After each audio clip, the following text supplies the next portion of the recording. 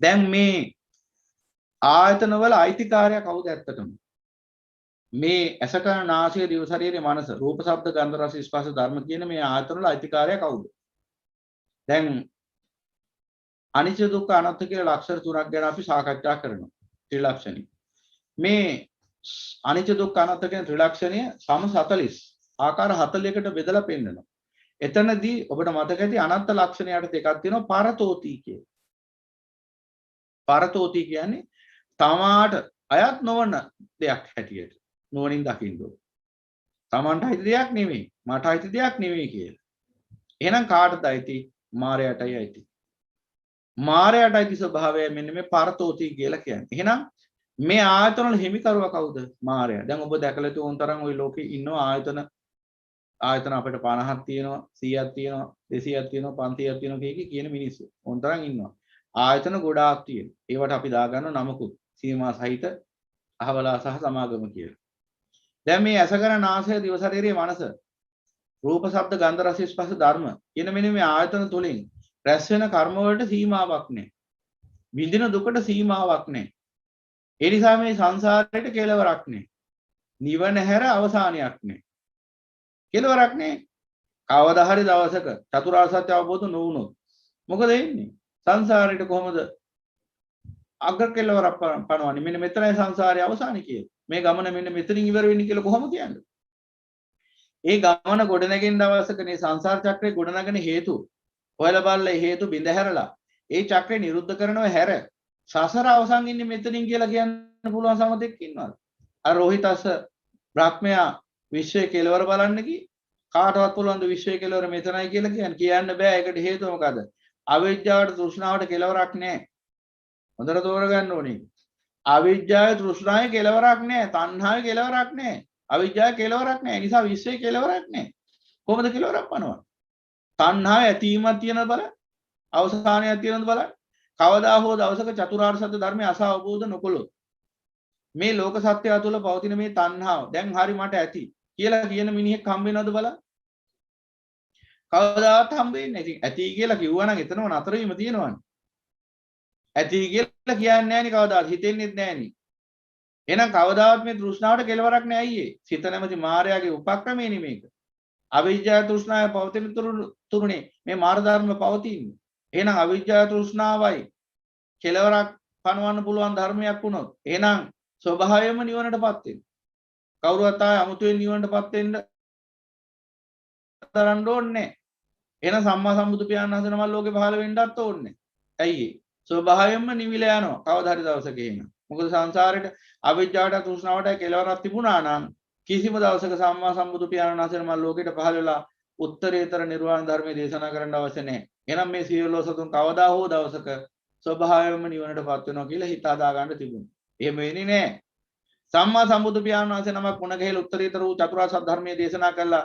උන්වහන්සේ තුලින් මේ ධර්මය අහලා ඒ අවබෝධය ලැබෙන දවස වෙනකම්ම ඒ උතුම් සම්බුදු පියාණන් වහන්සේ මුණ ගැහෙන දවස වෙනකම් උන්වහන්සේගේ අමා ධර්මය අවබෝධ වෙන දවස වෙනකම්මත් තෘෂ්ණාවේ අවිජ්ජාවේ කෙලවරක් දකින්න හම්බ වෙන්නේ. එහෙනම් ඒ තෘෂ්ණාවයි අවිජ්ජාවයි උපදින හේතු හොයලා හේතුන් පටිසම්භූතං හේතු භංගා නිර්ජති.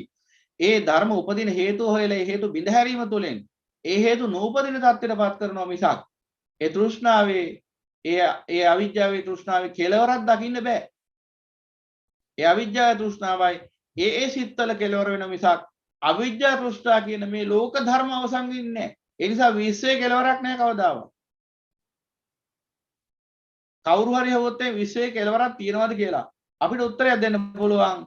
කවදා හෝ දවසක මේ විශ්වයේ මේ සියලු චිත්තසංතාන තුල අවිජ්ජා තෘෂ්ණාවයි දුරවන්නේද අන්න එදාට විශ්වයේ කෙලවර වෙනවා කියන්නේ. ඉතින් කවදාද එහෙම දවසක් උදා වෙන්නේ? මොනතරම් අනන්ත ලෝක සත්‍යෝ මේ විශ්වාකාශයේ වාසය කරනවද? එක බුද්ධ ක්ෂේත්‍රයක් විතරයිද තියෙන්නේ. මහා සාස ලෝක ධාතු තුල කෝටියක් සක්වල තියෙනවා. එතනින් එහා පැත්තට තවත් කොච්චරක් කෝටි සක්වල තියෙනවද කියලා අපි දන්නේ නැහැ. 100ක් කෝටියක් සක්වල සමායනේ 100ක් කෝටියක් සක්වලක් තියෙනවා. මහා සාස ලෝක ධාතු හැටියට. බිලියනයක් චක්‍රාවාට. මේ බිලියනයක් චක්‍රාවාට කියලා කියන්නේ බුද්ධ ක්ෂේත්‍රයවත් බුදු පියාණන් වහන්සේගේ බලය පවත්වන අවකාශ කලාපය. එහෙනම් මෙතනින් එහා පැත්තට තව කොච්චර 100ක් කෝටියක් සක්වල පවතිනද කියලා අපි කොහොමද දන්නේ? එහෙනම් විශ්වයේ කෙලවරක් නැහැ. අවිජ්ජාය තෘෂ්ණාවේ කෙලවරක් නැහැ. එහෙනම් මතක තියාගන්න දැන් ඔය ලෝකේ තියෙන සමාගම් තියෙනවා. සමාගම් වලට ආයතන තියෙනවා. සමාගම කියලා කිව්වේ අර ඔක්කොම ආයතන වල එකතුව. දැන් ඊතර එහෙම සමාගම් වල ආයතන වලින් රැස් කරන සීමාවක් තියෙනවා. කොච්චර අසීමාන්තිකයි කියලා හිතන් හිටියත් මරණයෙන් කෙලවර වෙන සෑම ආයතනයක්ම. හැබැයි මේ මායාවේ ආයතන කියලා කියන්නේ එහෙම කෙලවර වෙන ඒවා නෙවෙයි. හොඳට තේරුම් ගන්න ඕනේ ඒක. දැන් මිනිස්සු ලෝකේ කොහොම හරි ගත කාලා මොකක් හරි ආයතනයක් හදාගත්ත උන්දමලා ආයතනෙත් ඉවරයි. ආයතනෙ වැහුණාන්න. ඉබි අතුරු දාලා තිනවා දැන් ආයතනෙ වැහිලා. හැබැයි මේ මායාවේ ආයතන එහෙම වෙහින්නේ නැහැ. මායාවේ ආයතන වල ස්වરૂපය විතරයි වෙනස් වෙන්නේ. එක භවයක මනුස්ස ස්වરૂපයෙන් ඒ ආයතන පවතිනවා. තව භවයක පෙරේත ස්වરૂපයෙන් ඒ ආයතන පවතිනවා. තව භවයක තිරිසන් ස්වરૂපයෙන් ඒ ආයතන පවතිනවා. තව භවයක නිරසතේගේ ස්වභාවයෙන් ඒ ආයතන පවතිනවා. තව භවයක දෙවියෙක්ගේ ස්වභාවයෙන් ඒ ආයතන පවතිනවා. තව භවයක මනුස්ස බ්‍රහ්මයේගේ ස්වභාවයෙන් ඒ ආයතන පවතිනවා. එහෙනම් මේ අනන්ත විශ්වයේ අනන්ත සංසාරේ අනන්ත භව පවතිනවා. මේ අනන්ත භව අතර මායාවේ ආයතන තමයි හැම භවයකම ක්‍රියාත්මක වෙන්නේ. ස්වභාවය විතරයි වෙනස. ආයතනෙන් කරන්නේ එකම දෙයයි. මිනිහෙක් වුණත්, බල්ලෙක් වුණත්, පෙරේතෙක් වුණත්, දෙවියෙක් වුණත් ඒ සෑම චක්කායතනයකින්ම කරන්නේ එකම දෙයයි කර්මය රැස් කරන්නේ. එච්චර එකයි. ඒකට තමයි ආයතනෙ අවශ්‍ය කරන්නේ. එහෙනම් මායාවේ ආයතනෙ කවදාවත් වැහින්නේ නැහැ. මායාවේ සමාගම වහන්න පුළුවන් එකම උත්තරය මේ විශ්වය පහළ වෙන්නේ ඒ ඇසිරිමත් වූ සම්මා සම්බුදු පියාණන් වහන්සේ. එහෙනම් මේ ඇස කන නාසය දිව ශරීරය මනස රූප ශබ්ද ගන්ධ රස ස්පර්ශ ධර්ම කියන මේ සියලු ආයතන අයිති සීමා සහිත නෙවෙයි සීමා රහිත මාර්යා සහ පුත්‍රයෝ සමාගමද. අන්න ඒ සමාගමට තමයි ඔක්කොම ආයතන ටික අයිති. මාර්යෝ සහ පුත්‍රයෝ තමයි මේ ඉන්නේ හතර අතේම. මේ ධර්ම මාර්ගය යනකොටත් ඔය දෙකොල්ලම මුණ ගැහෙනවා. තාත්තලත් මුණ ගැහෙනවා, පුතාලත් මුණ ගැහෙනවා. මාර්යෝ සහ පුත්‍රයෝ. ඒ නිසා දැනගන්න ඕන අපි මේ ආයතන එකකවත් අයිති අපට නැති බව. මේ සියලු ආයතන අයිති මාර්යාටයි. මාර්යා කිව්වහම ඔන්න ඔතනත් වැදගත් දහම් කාරණාවක් අපි තේරුම් ගන්න ඕන. සියුම් දහම් කාරණාවක්. දැන් මෙන්න මෙහිම ප්‍රශ්නයක් සමහරු තුල තියෙනවා. මාර්යා කියන්නේ අර වසවාර්ති මාර්යාටද? සමහර පිරිසක් කොහොම හිතන් ඉන්නවා. ඔව් වසවාර්ති මාර්යාටත් මාර්යා කියනවා. දැන් සමහර අය මේ වසවාර්ති මාර්යාට පුදුම තරම් බයයි. කොච්චර බයද කියනවා නම කියන්නේ නැහැ. අර අරයා අර අහවලා එහෙම කියන්නේ. ඒ කියන්නේ මාර්යා කියලා කියන්නත් බයයි. ඒ තරම් සක්කාය දිට්ඨියෙන් අන්ධ වෙලා ඉන්නේ. ඒ කියන්නේ මාර්යා කියන වචනේ කිව්වත් මේ ධර්මයේ දේශනා කරද්දිවත් මාර්යා කියන්න බයයි. ඉතින් මොකටද ධර්මයේ දේශනා කරන්නේ? ඒ තරම්ම පංච උපාදානස්කන්ධ කිරේ තෘෂ්ණාවයි. මාර්යා කියලා පංච උපාදානස්කන්ධයට මොන හරි වුණොත් කාට කියන්නේ? ඒ නිසා ආර්ය අර නම කියන්න බැරි කෙනා අර හවලා ඔහොම තමයි කියන්න වෙන්නේ. එතකොට ඒ අය හිතන් ඉන්නවා මේ මම මේ පුද්ගලයෙක් ගැන කවුරුත් මේ විශේෂ පුද්ගලයෙක් ගැන නෙවෙයි කියන්නේ. මම මේ කියන්නේ මේ සමාජයේ පවතින අදහස් ගැන. නැතුව පුද්ගලයෙක් ගැන නෙවෙයි. කිසි කෙනෙක් ගැන මේ හුවා දැක්වීමක් එහෙම කරනවා නෙවෙයි. මොකද එහෙම අපට අවශ්‍ය නැහැ. අහවලා මෙයා කියලා නම් ගම් වශයෙන් කියන්නේ. කවුරු කරත් වැරද්දම තමයි. ඒක මේ භික්ෂුව කරත්, ඒක මේ බණහන ඔබ කරත් වැරද්ද නම් වැරද්දම තමයි. මොකද වැරද්දට අයිතිකාරයෙක් පනව ගන්න ගියොත් එතනක් තියෙන්නේ අවිජ්ජාවම.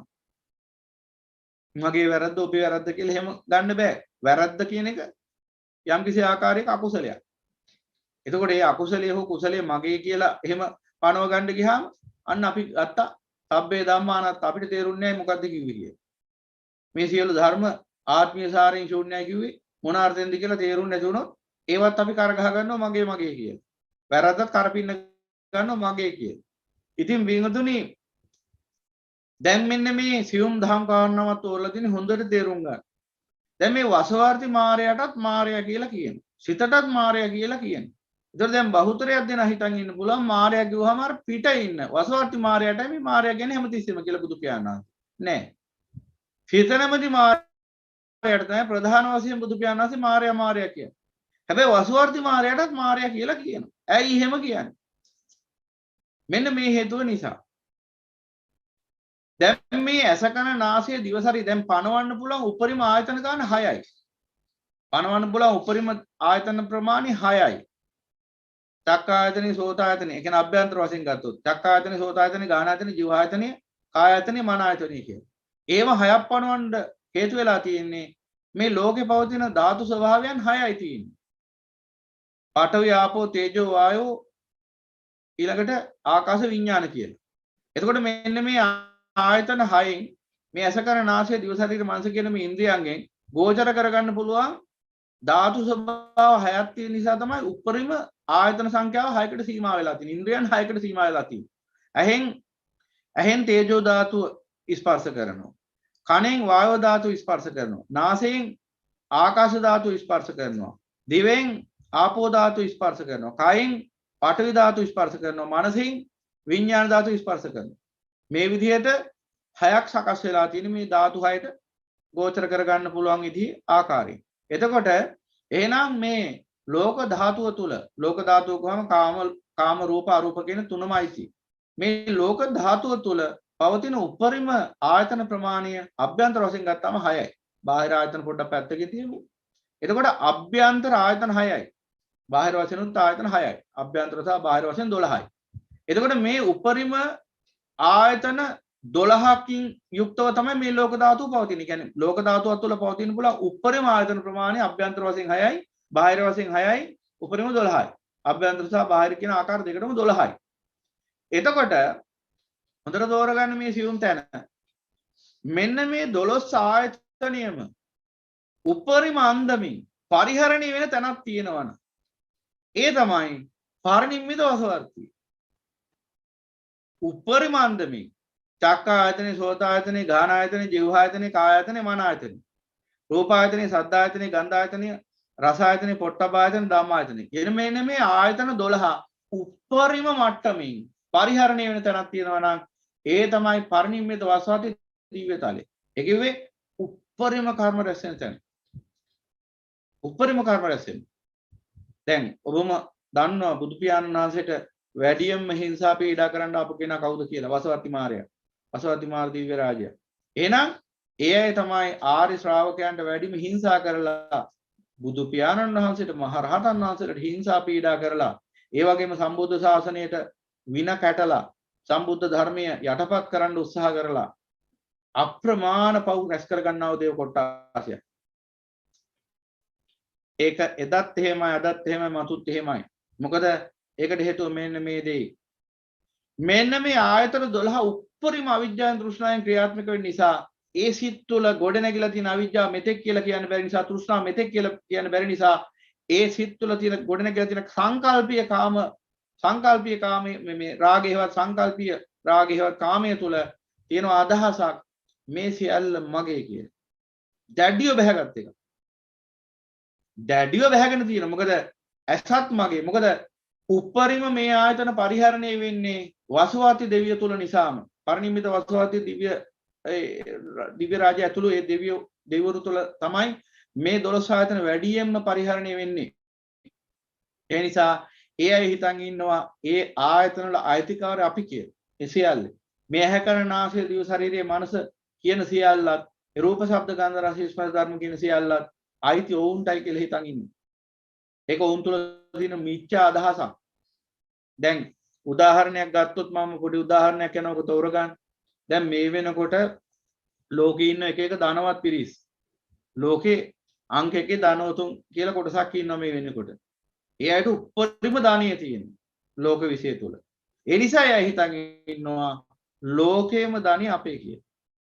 එහෙම හිතාගෙන ලෝකේම තියෙන සම්පත් අපේ ලෝකේම තියෙන ධනිය අපේ කියලා හිතාගෙන එයා කටයුතු කරනකොට ලෝකේම ජීවිතය යාල පාලනය කරන්න පටන් ගන්නවා. මේ වෙනකොට ඒ දේ සිද්ධ වෙමින් පවතිනවා. මේ ලෝකේ ලොකුම ධනවතුන් කියලා කියා ගන්න පිරිස මේ වැඩේ කරන්නේ. එදාට එයාලට පුළුවන් ලෝකේම තියෙන ආර්ථිකයන්ට අත දාන්න. ලෝකේම තියෙන ජාතික රාජ්‍යයන් තමන්ගේ අර්ථයට ගන්න. ලෝකේම තියෙන වෙළඳ පොළවල් වලට අත පොවන්න. ලෝකේම වෙළඳාම අතට ගන්න. ලෝකේම මුදල් සංසරණය තමන්ගේ අතට ගන්න. ලෝකේම මුදල් භාවිතය පිළිබඳ තීරණ දෙන්න ඕන්න පුළුවන්කම ලැබේ. ඕන්න පුළුවන් ලෝකේම වෙළඳ ආර්ථිකය හසුරුවන්න. ඇයි මුදල් වලින් ඒ තරම් දැන් සාමාන්‍ය ලෑලි කඩේක මුදලාලි කෙනෙක් ඉන්නවා. ওই මුදලාලි ඔය වගේ දෙයක් හිතන්නේවත් නැහැ. පොඩි කඩේකම එදිනෙදා ජීවිතේ ගැට ගහ ගන්න වෙලෙන්දෙක් ඉන්නවා. එදිනෙදා පොල් ගෙඩියක් මොන හරි විකුණලා පාන් ගෙඩියක් විකුණලා මොන හරි එදිනෙදා ජීවිතේ ගැට ගහ ගන්න පුංචි වෙලෙන්දෙක් ඉන්නවා කඩේක. එයත් වෙලෙන්දෙක්. එයත් ව්‍යාපාරිකයෙක්. හැබැයි එයා කවදාවත් ලෝකෙම ආර්ථිකය හසුරවන්න කල්පනා කරන්නේ නැහැ නේ අයියේ. ඕකට තියෙන ඉතාම අල්ප ධනයක්. ඒ නිසා ඔහු ඒ ධනෙන් මානෙටපත් වෙන්නේ නැහැ. හැබැයි ලෝකේ අංක එකේ ධනවතා කියලා ලැබුණාම සම්මානි නම්බුනාමි ලෝකෙ මෙන්න පෙළගස්සනවා මේ ලෝකේ අංක 1 2 3 4 10 වෙනකන් ධනවතුන් ටික. දැන් මුන් 10 දෙනා එකතු වෙලා මොකද කරන්නේ? කල්පනා කරනවා අපිට තමයි ධනිය අයිති. අපිට ඒ අයිති. එහෙනම් අපි මොකද කරන්නේ? අපි 10 දෙනා එකතු වෙලා එහෙනම් මුළු ලෝකෙම තියෙන ධනිය අපේ අතට ගන්න ඕන පරිහරණය කරනවා. අනිත්‍යවම පරිහරණය කරන්නත් ඕන අපිට උමනා විදිහට ගන්න. කියලා මෙන්න මෙහෙම දෘෂ්ටියකට එනවා. ආපු දවසට මොකද කරන්නේ? ඔවුන් අපි නොදන්න වුණාට මේ ලෝකේ මේ ආර්ථික ක්‍රමයේ ඉන්න හැම මිනිහෙක්ගේම ජීවිත පාලනය කරන්න පටන් ගන්නවා 10 දෙනා එකතු වෙලා. මම මේ නිකන් උදාහරණයක් කියනවා. 10 දෙනා හෝ 15 දෙනා හරි කී දෙනා හරි මේ මහා ධනවතුන් කියන පිරිස මොකද කරන්නේ? මුළු ලෝකෙම ඉන්න මිනිස්සුන්ගේ ජීවිත පාලනය කරන්න පටන් ගන්නවා Tamanට උමනා විදිහට. එදාට මේ මුළු ලෝකෙම මිනිස්සු හිතන්නේ ඕන්ට ඕන විදිහට. එදාට මේ ලෝකෙම මිනිස්සු වැඩ කරන්නේ ඕන්ට ඕන විදිහට. තීරණ ගන්න ඕන්ට ඕන විදිහට. කන්නේ බොන්නේ අඳින්නේ බලදින්නේ ඉගෙන ගන්න ඕන්ට ඕන විදිහට. ජීවිතයේ සියලු අවශ්‍යතා ටික නිර්මාණය කරන්න ඕන. මොකද ඕන්ගේ වෙළඳාම සරු කර ගන්න ඕන් සංකල්ප හදනවා. ඒවා මුළු ලෝකෙම පතුරවන තමන්ගේ අර දැවැන්ත ගෝලීය මාධ්‍ය ඔස්සේ. මේ විදිහට ගත්තාම මේ ධනවතුන් කියන පිරිස මුළු ලෝකෙම පරිහරණය කරනවා, ලෝකෙම පාලනය කරනවා. ඔවුන් එදාට හිතනවා ධානී අයිතිකරු අපි කියලා. ඇයි ඒකට හේතුව? අර ධනෙන් ආඩ්‍ය මට්ටමකට ගිය නිසා. ඔන්න ඔය උපමාවසරින් තේරුම් ගන්න මායයන්ට වෙලා තියෙන්නේ මොකද්ද කියලා. මේ ලෝකේ මේ කාම ලෝකේ ඉහළම ඒ කියන්නේ පංචකාම ගුණෙන් ඉහළම රූප තියෙන්නේ. ඉහළම ශබ්ද තියෙන්නේ, ඉහළම ගන්ධ තියෙන්නේ, ඉහළම රස තියෙන්නේ, ඉහළම ස්පර්ශ තියෙන්නේ පරිනිම්මිත වසවති දිව්‍ය ලෝක. ඒ කියන්නේ පංචකාමයේ උප්පරිම විඳින යමෙක් ඇත්නම් ඒ පරිනිම්මිත වසවති දෙවරු. නිසා එයාලට කාම සැපේ කියන එකේ ගිලිලා ඉන්නේ. ඒ නිසා මොකද වෙන්නේ? කාමෙන් ආඩ ජීවිත ගත කරන නිසාම අන්නර මෝඩයන්ට වගේ අදහසක් එනවා මේ මුළු ලෝකෙම කාම ස්වර්ගයම අපේ කියන. කාම ස්වර්ගයම අපේ කියන වැරදි මිත්‍යාවටපත් වෙච්ච ගමන් මොකද කරන්නේ? කාම ලෝකයටම අත දානවා. අර ධනවතුන් ටික එකතු වෙලා මුළු ලෝකෙම ජාතික රාජ්‍ය වලට ජාතික ආර්ථිකයන්ට අත දානවා වගේ අර මාර්යෝ ටිකත් මොකද කරන්නේ? මුළු කාම ස්වර්ගයමටම සප්තකාම ස්වර්ගයම උන්ගේ යටතට ගන්න උත්සාහ කරනවා. එතකොට මේ සප්තකාම ස්වර්ගයේ සිද්ධ වෙන සෑම දෙයක්ම ඕන්ට ඕන විදිහට සිද්ධ වෙන්න ඕන. එතකොට යමෙක් මේ කාම සප්තකාම ස්වර්ගයේ ඒ කාමයට එරෙහිව නැගී හිටියොත් අන්න එදාට මර්ධනය කරන්න පටන් ගන්නවා. දැන් බලන්න මේ ලෝකයේ ඇතුලේ ඔය කියන ගෝලීය ආර්ථිකයට එරෙහිව යම් රටක ගෝලීය ආර්ථිකයට එරෙහිව යම් රටක යම් මිනිසෙක් නැගී හිටියොත් ඔන්න ඔය පිරිස එකතු වෙලා අතුරුදහන් කරයි දවසින් මොකද උනේ කියලාත් හොයාගන්න හම්බෙන්නේ නැහැ මිනිසයාට. අතුරුදහන් කොහෙද ගියේ කියලා නැහැ. අනිවාර්යෙන් ඒ දේ සිද්ධ වෙනවා. ඇයි ඒ? ඔවුන්ගේ අර ආර්ථිකයට අභියෝග කරා. ඔවුන්ගේ අර ගෝලීය රාජ්‍යයට අභියෝග කරා. ඒකයි. ඒ නිසා කාම සප්ත කාම ස්වර්ගයටමයි අයිති මනුස්ස ලෝකෙ. එහෙනම් මනුස්ස ලෝකෙ ඉඳගෙන යමෙක් මෙන්න මේ කාමයට එරිව නැගී හිටියොත් අන්න එදාට වසවර්ති මාරයෝ නිකන් ඉන්නේ නැහැ. මොකද තමන්ගේ රාජ්‍යයට අභියෝග කරන යමෙක්. එහෙනම් මතක තියාගන්න ඔබ යමක් මේ විශ්වයේ ඔය වසවර්ති මාරයන්ට අභියෝග කරන්න පුළුවන් එකම උත්තරමයි මේ විශ්වයේ පහළ වෙන්නේ අපගේ අසිරිමත් වූ සම්මා සම්බුදු පියාණන් වහන්සේ. උන්වහන්සේ අර වෙන කිසිම මහා වීරයෙක් පහළ වෙන්නේ නැහැ වැඩේ කරන්න. උන්වහන්සේට හැර මහා බ්‍රහ්මයා පව බයයි වසවර්ති දෙවිවරුන්ට. ඒ තරම්ම ප්‍රචණ්ඩ දෙවිවරු, ඒ තරම්ම බලවත් දෙවිවරු. එහෙනම් ඒ අයට බය නැති එකම උත්තරමයා අපගේ අමාමෑණියන් වහන්සේ විතරයි. ඒ නිසා තමයි උන්වහන්සේට වැඩියෙන් මිහිරි හැර කරේ ඒ වසවර්ති දෙවිවරු. හැබැයි උන්වහන්සේට සුළඟකින්වත් බාධාවක් කරන්නේ මාරයන්ට බැරි වුණා. ඒකට හේතුව මොකද්ද? පාරිශුද්ධත්වයේ බලය. පිරිසුදු භාවයේ බලය. කුමක පිරිසුදු භාවයේද? චිත්තසංතානයේ පිරිසුදු භාවයේ බලය. ඒ කුසලයේ බලය. ඒ පාරමිතාවේ බලය. ඒ සත්‍යයේ බලය. ඒ මහා සම්බුද්ධ ඥානයේ බලය. එහෙනම් මේ සම්බුද්ධ බලයේ ඉදිරියේ විතරයි වසවර්ති මාර්ගය මෙල්ල වෙන්නේ. වෙන කිසිම බලයක් ඉස්සරහා වසවර්ති මාර්ගය මෙල්ල වෙන්නේ නැහැ. එහෙනම් මතක තියාගන්න අදත් ඊයේ අදත් හෙටත් යමෙක් මේ කාම ලෝකේ ඉඳගෙන කාමයට එරෙහිව අඬ නැගුවොත් කාමයට විරුද්ධව කැරලි ගැහුවොත් එදාට ඔය වසවර්ති මාර්ගය නිකන් ඉන්නේ නැහැ. හැබැයි කරගන්න දෙයක් නැති වෙන්නේ බුදුරජාණන් වහන්සේ නම් වූ අපගේ විශ්වයේ අසිරිමත් වූ මහා උතුමන් වහන්සේගේ අපගේ මහා ශාස්ත්‍ර උතුමන් වහන්සේගේ අපගේ පියතුමාගේ බලය නිසා. නැත්තම් පින්වතුනි අර ජාතික ගෝලීය ආර්ථිකයට අභියෝග කරන්න ගිහිල්ලා මිනිස්සු අතුරුදහන් වුණා වගේ දෙයක් තමයි වෙන්නේ අන්තිමට. මොකද උණේවත් කියලා හොයාගන්න හම්බ වෙන්නේ.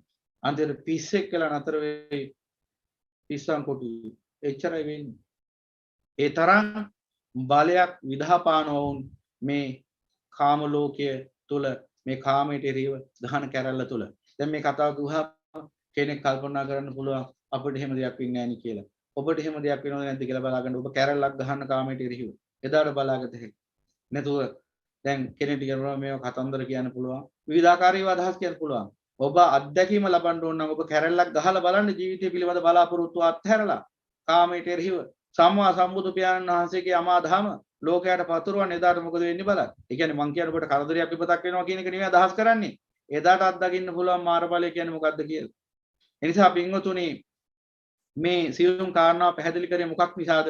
මේ දැන් විග්‍රහ කරන්න යන ධම්ම ව්‍යාකරණයට ඔබ ප්‍රවිෂ්ඨ කරන්න ඕනේ. සවි ටික නොකිය මේ ටික කිව්වට වැඩක් නැහැ. එහෙනම් අන්න අර වසවර්ති මාර්යා හිතන් ඉන්නවා මේ ඇහැ කන නාසය දිව ශරීරේ මනස මගේ කියලා. මොකද ඒ තරම මිත්‍යා දෘෂ්ටියටපත් වෙලා ඉන්නේ. මොකද ඔවුන්නේ ඒ ඇහැ කන නාසය දිව ශරීරේ මනස උපරිම පිනවන්නේ. දැන් අර මම උදාහරණේ දැන් අර ලෝකේ අර ලොකුම ධනවතුන් හිතන් ඉන්නවනේ ඔක්කොම එයාගේ කියලා. ධනියත් එයාගේ, බලයත් එයාගේ, මේ වෙළඳාමත් එයාගේ, වෙළඳ පොළත් එයාගේ කියලා ඔක්කොම හිතන් ඉන්නවනේ. දැන් මේ කොහේ හරි දැන් ඒ කට්ටිය ඉන්නේ යුරෝපීය රටක එහෙම නැත්නම් ඇමරිකානු බටහිර රටක වෙන්න පුළුවන්. හැබැයි කොහේ හරි ඉතියෝපියාවේ එහෙම නැත්නම් ලංකාවේ මාලදිවයිනේ හරි කොහේ හරි තියෙන මේ සුළු ආර්ථිකයත් ඔවුන්ගේ. එහෙම තමයි හිතන් ඉන්නේ. ඉතින් එහෙම හිතාගෙන තමයි මේ සියල්ලටම අතපොවන්නේ. ඒ වගේම තමයි වසවර්ති මාර්යෝ.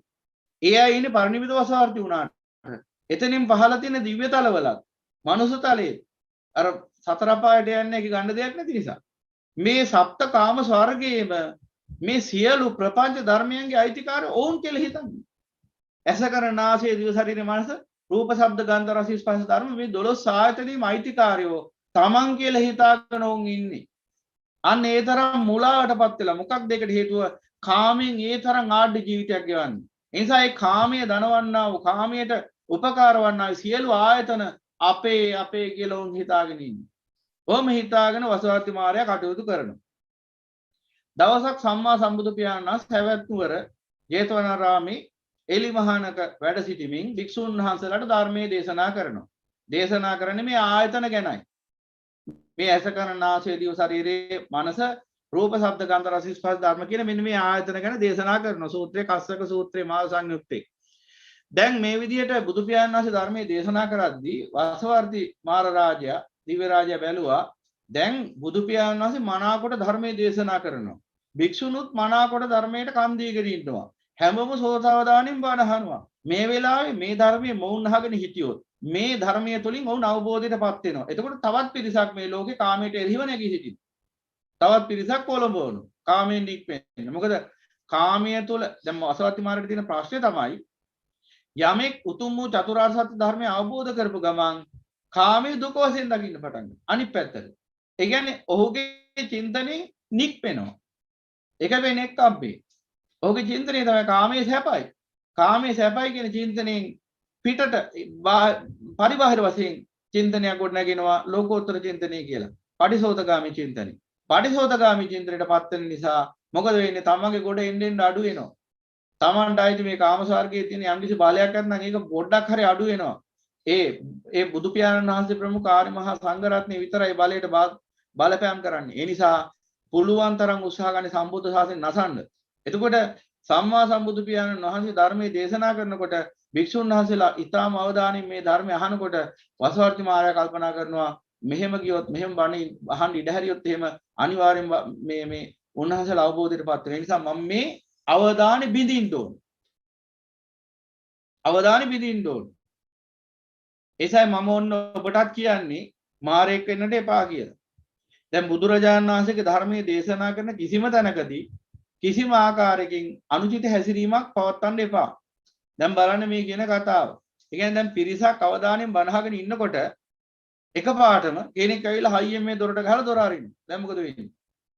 අර බණ කියන භික්ෂුවගේ අවධානෙත් ඉවරයි. බණහපු පිරිසගේ සමාධියත් ඉවරයි.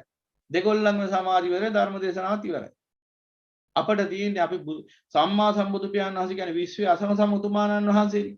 උන්වහන්සේ තුල කොට නැගෙන්නේ අසම සම සම්බුද්ධ සමාධිය. අප තුල ඒබඳු සමාධියක් කොට නැගෙන්නේ නැහැ නේ. බොහොම අල්ප සමාධියක්. ඒක විඳලා යනවා මෙහෙම බොහොම සුළු වැඩකින්. ඒ නිසා තමයි ධර්ම දේශනා කරන වෙලාවේදී කිසිම සද්දයක් බද්දයක් නංවන්න එපා, දුරකථන පරිහරණය කරන්න එපා, නැගිටලා යන්න එපා, පුළුවන් තරම් නිශ්ශබ්දව නිහඬව බණ අහන්න කියන්නේ. මොකද අවධානය බිඳුනහම ඒ සමාධිය බිඳලා ගියාම ඒ දේශනා කරන්න ඉන්න ටික දේශනා කරගන්න බැරි වෙනවා. එතකොට මේක දන්නවා මාර්යා. ඒ නිසා මොකද කරන්නේ? අර බුදුරජාණන් වහන්සේ ධර්මයේ දේශනා කරනකොට අන්නාවේ තෙන්ද. කොහොමද ආවේ? ගෝවියගේ වෙස් අරගෙන. ගෝවියගේ වෙස් අරගෙන මහ උගුලකුත් මේ සමායන මහ නගුලකුත් කරේ තියාගෙන උගුලක් කටවන්න කියලා හිතාගෙන ආවේ. මහ නගුලකුත් කරේ තියාගෙන ඊළඟට කෙවිතකුත් අතට අරගෙන කොණ්ඩෙත් තවුල් කරගෙන කකුල් දෙකේ මඩක් ගාගෙන මහ ගෝවියෙක් විදිහට ආව මෙතෙන්ට. ඇවිල්ලා බුදු පියාණන් වහන්සේගෙන් අහනවා අපි සමන බලිවද්දේ අද්දාසාති කියලා. ඒ කියන්නේ ශ්‍රමණයන් වහන්සේ මෙතනින් මේ ගොනුන් ටිකක් එහෙම යනවා දැක්කද කියලා. කාගෙන් දහන්නේ මේ අපගේ අසිරිමත් වූ සම්මා සම්බුදු පියාණන් වහන්සේගෙන්. උන්වහන්සේ ඉස්සරහා පුළුවන් මාරයට හැංගිලි මොන වේසෙන් ආවත් සම්මා සම්බුදු පියාණන් වහන්සේ දන්නා මේ ආවේ මාරයා කියලා. ඒ නිසා බුදු පියාණන් වහන්සේ උත්තරයක් දෙනවා කිම්පන පාපිම තේ බලිවද්දේ හිටී කියලා. පාපිය එහෙම නැත්නම් පව්කාරයා උඹට මොනවද ගොනුන්ගෙන් ඇති වැඩේ කියලා. මොකද බුදුරජාණන් වහන්සේ අඳුරුනා මේ ගෝවියෙක් නෙමෙයි ආවේ මේ ආවේ වසවර්ති මාරයා. බොරුවට අර බණහන පිරිසගේ අර භික්ෂුන් වහන්සේලාගේ අවධානය බිඳින්න ඕන නිසා වෙස්වලාගෙන නගුලක් කරේ තියාගෙන කස්සක සූත්‍රයේ මාර සංයුක්තයේ අරන් බලන්න. නගුලක් කරේ තියාගෙන කෙවිතක් අතේ තියාගෙන ඇවිල්ලා අහනොම.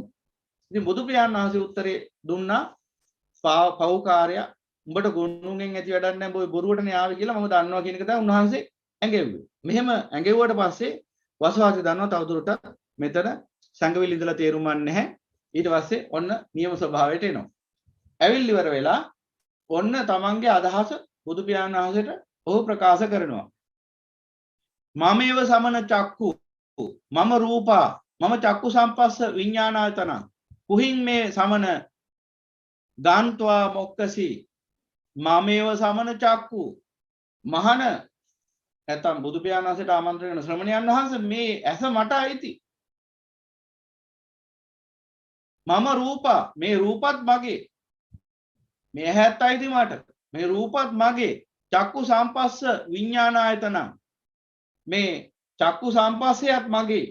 එයින් හටගන්නා මේ විඥානත් මගේ. චක්කු විඥානත් මගේ. මේ ඔක්කොම මගේ. ඇහත් මගේ, රූපත් මගේ, චක්කු විඥානියත් මගේ, චක්කු සම්පස්සයත් මගේ, චක්කු සම්පස්සජා වේදනාවත් මගේ. කුහින් මේ සමන ගාන්තව මොක්කසි මේ සියල්ල මගේ. නුඹ මෙයින් නික්පෙලා කොහේ යන්නද? මොකද මාර්යා දන්නේ නැහැ නිවන ගැන. මාර්යා දන්නේ වසවර්ති මාර්යා දන්නේ. දැන් මෙතන මේ වසවර්ති මේ කියන්නේ මාර්යාගේ වසවර්ති මාර්යාට. දැන් තවත් පැහැදිලි කරන්න ඕනේ කෙටියෙන් හරි. දැන් මේ ලෝකේ කෙනෙක් කාමය දැඩිව සැපයි කියන අවිජ්ජාවෙන් යුක්ත වාසය කරන්නේ නම් ඔහු තුළ තෘෂ්ණාව අධිකව වැඩෙනකොට ඔන්න ඔහු නොදැනම මෙන්න මේ මාර දෘෂ්ටියට වැටෙනවා. මේ හැ මගේ, මේ කන මගේ, මේ නාසය මේ දිව ශරීරය මගේ,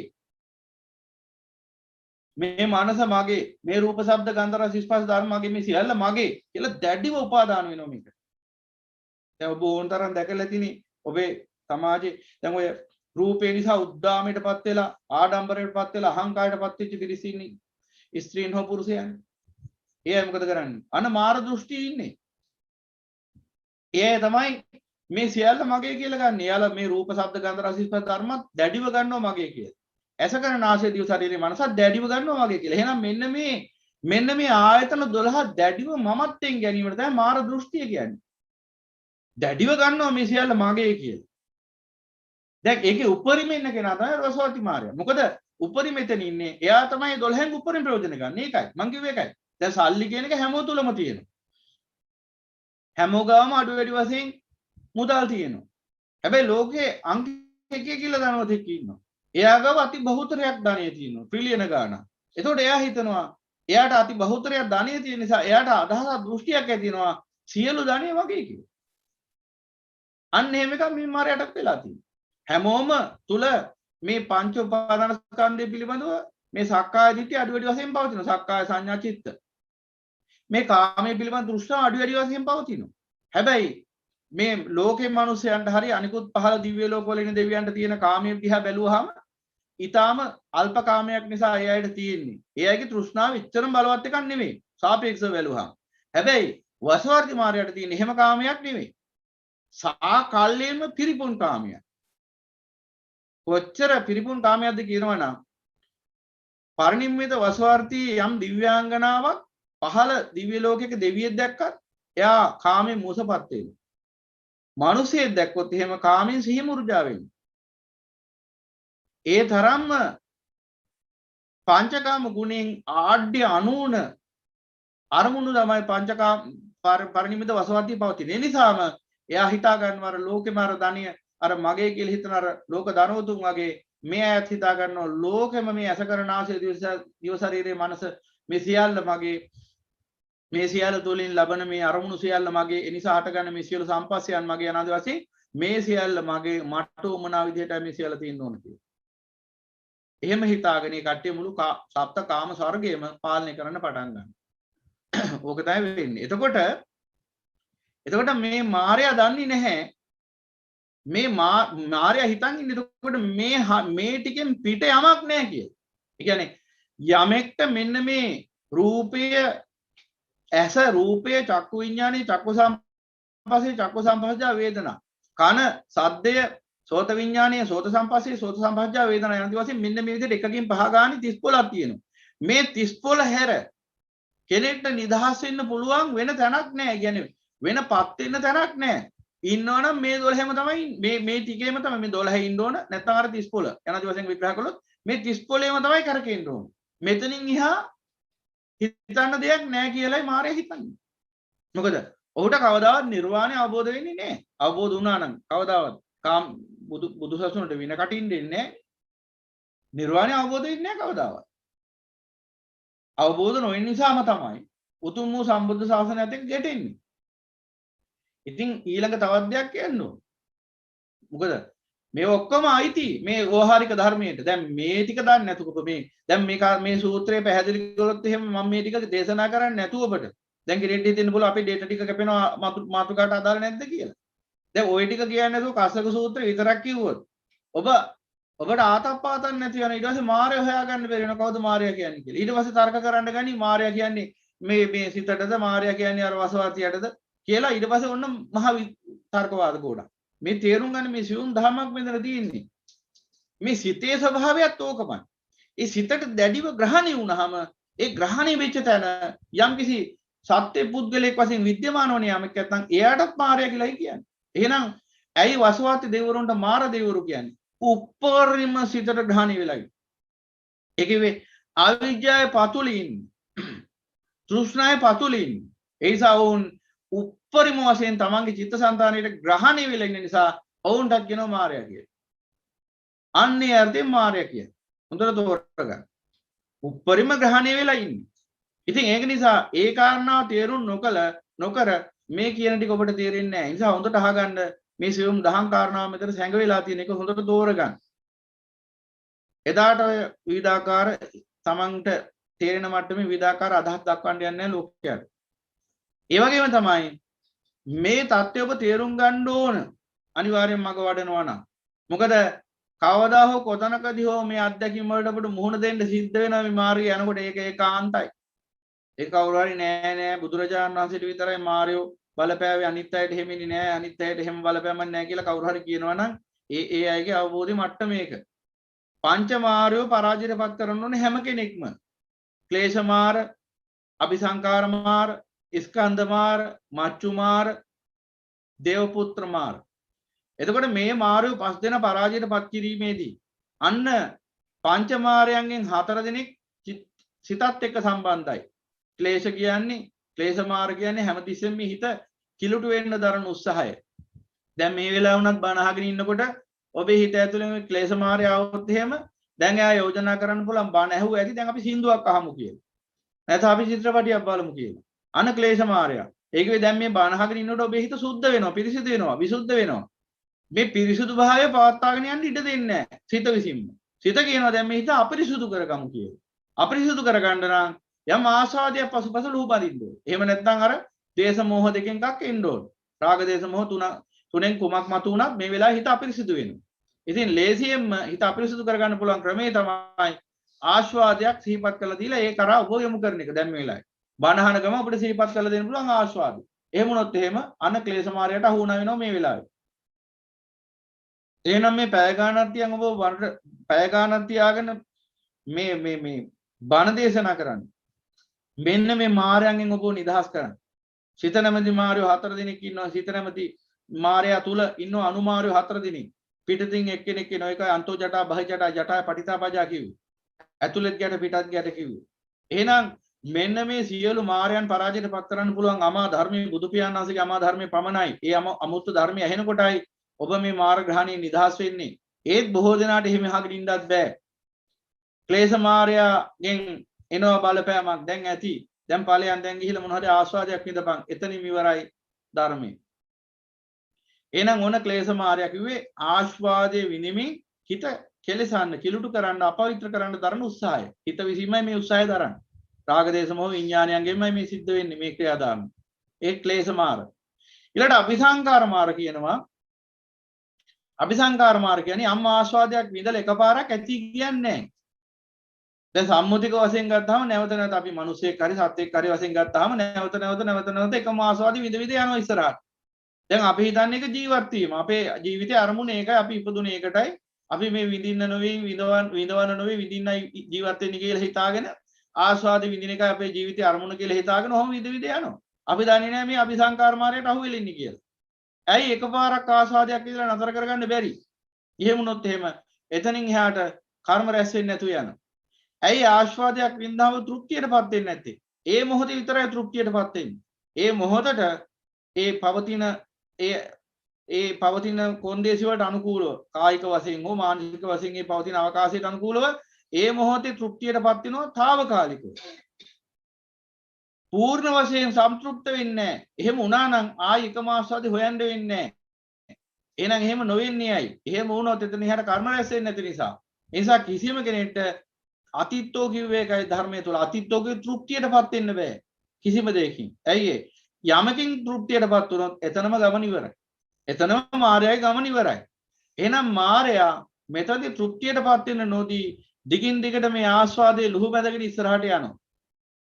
එහෙනම් මෙන්න මේ ස්වභාවයට කියනවා අபிසංකාර මාර්ග. ඒ නිසා මොකද කරන්නේ? නැවත රූප වේදනා සංඥා සංකාර විඥාන ගොඩන ගන්න ඕන. නැවත ගොඩනැගීමත් තුළ තමයි භවයේ පුනර්භවය පවතින්නේ. සහජාත භවයේ පුනර්භවය පවතින්නේ. එහෙමනම් එකම දේ නැවත නැවත සිද්ධ වෙන්න ඕන. එකම ආස්වාදේ නැවත නැවත භුක්ති විඳින්න ඕන. එකම ආස්වාදේ නැවත නැවත භුක්ති විඳින්මින් නැවත නැවත මේ රූප වේදනා සංඥා සංකාර විඥාන ගොඩනැගීමේ ක්‍රියාවලියට කියනවා අபிසංකාර මාර්ග. එහෙනම් ඒකටත් අහු වෙලා ඉන්නේ. ඒ නිසා තමයි එකම ආස්වාදේ නැවත නැවත ඉදින්නේ. අමතින් මෙහෙම කියන්නේ සැරටම කියනවා නැත්තම් ගැලවෙන්න බෑනේ මේකේ. ඒ නිසා තමයි හිතන්නේ ගිහි ගේ ඉඳලම නිවන් දකින්න ඕන කියලා. ඒ කියන්නේ අபிසංකාරත් පවත්වාගෙන යන ගමන් තමයි නිවනට පූර්ණ නිවනටපත් වෙන්න බලාපොරොත්තු වෙන්නේ. ඒ කියන්නේ ගිනිමැලයක් ගාව ඉන්න ගමන් සිහිලස බලාපොරොත්තු වෙනවා. අපෙන් ඇහුවොත් හරියනවද? හාමුදුරනේ මම ගිනිමැලයක් ගාව ඉන්නේ. පොඩ්ඩක් ගිනිමැල ටිකක් ලං වෙලා ඉන්නේ. මට ගිනිමැලේ ගාව ඉඳගෙන සිහිලස ලබන්න පුළුවන් ක්‍රමයක් නැද්ද? එහෙම ප්‍රශ්න අහනවා සමහරු. එහෙනම් අபிසංකාර තුල කොයින්ද නිවන? අபிසංකාර කියන්නේ මුදුක. එහෙනම් ඔන්න අபிසංකාර මාර්ගයටත් අහු වෙලා ඉන්නේ. අபிසංකාර මාර්ගයටත් අහු වෙලා ඉන්නේ. දෙක ක්ලේශ මාර්ග, අபிසංකාර මාර්ග. තුන ස්කන්ධ මාර්ග. දැන් මේ විදිහට එකම ආස්වාදයෙන් නැවත නැවත පවත්වාගෙන යන මේ වැඩපිළිවෙල තුල වඩා පහසු වෙන්නේ මේ ආස්වාදේ විඳින්න මම කියලා මගේ කියලා යමක් ලං කරගත්තාම.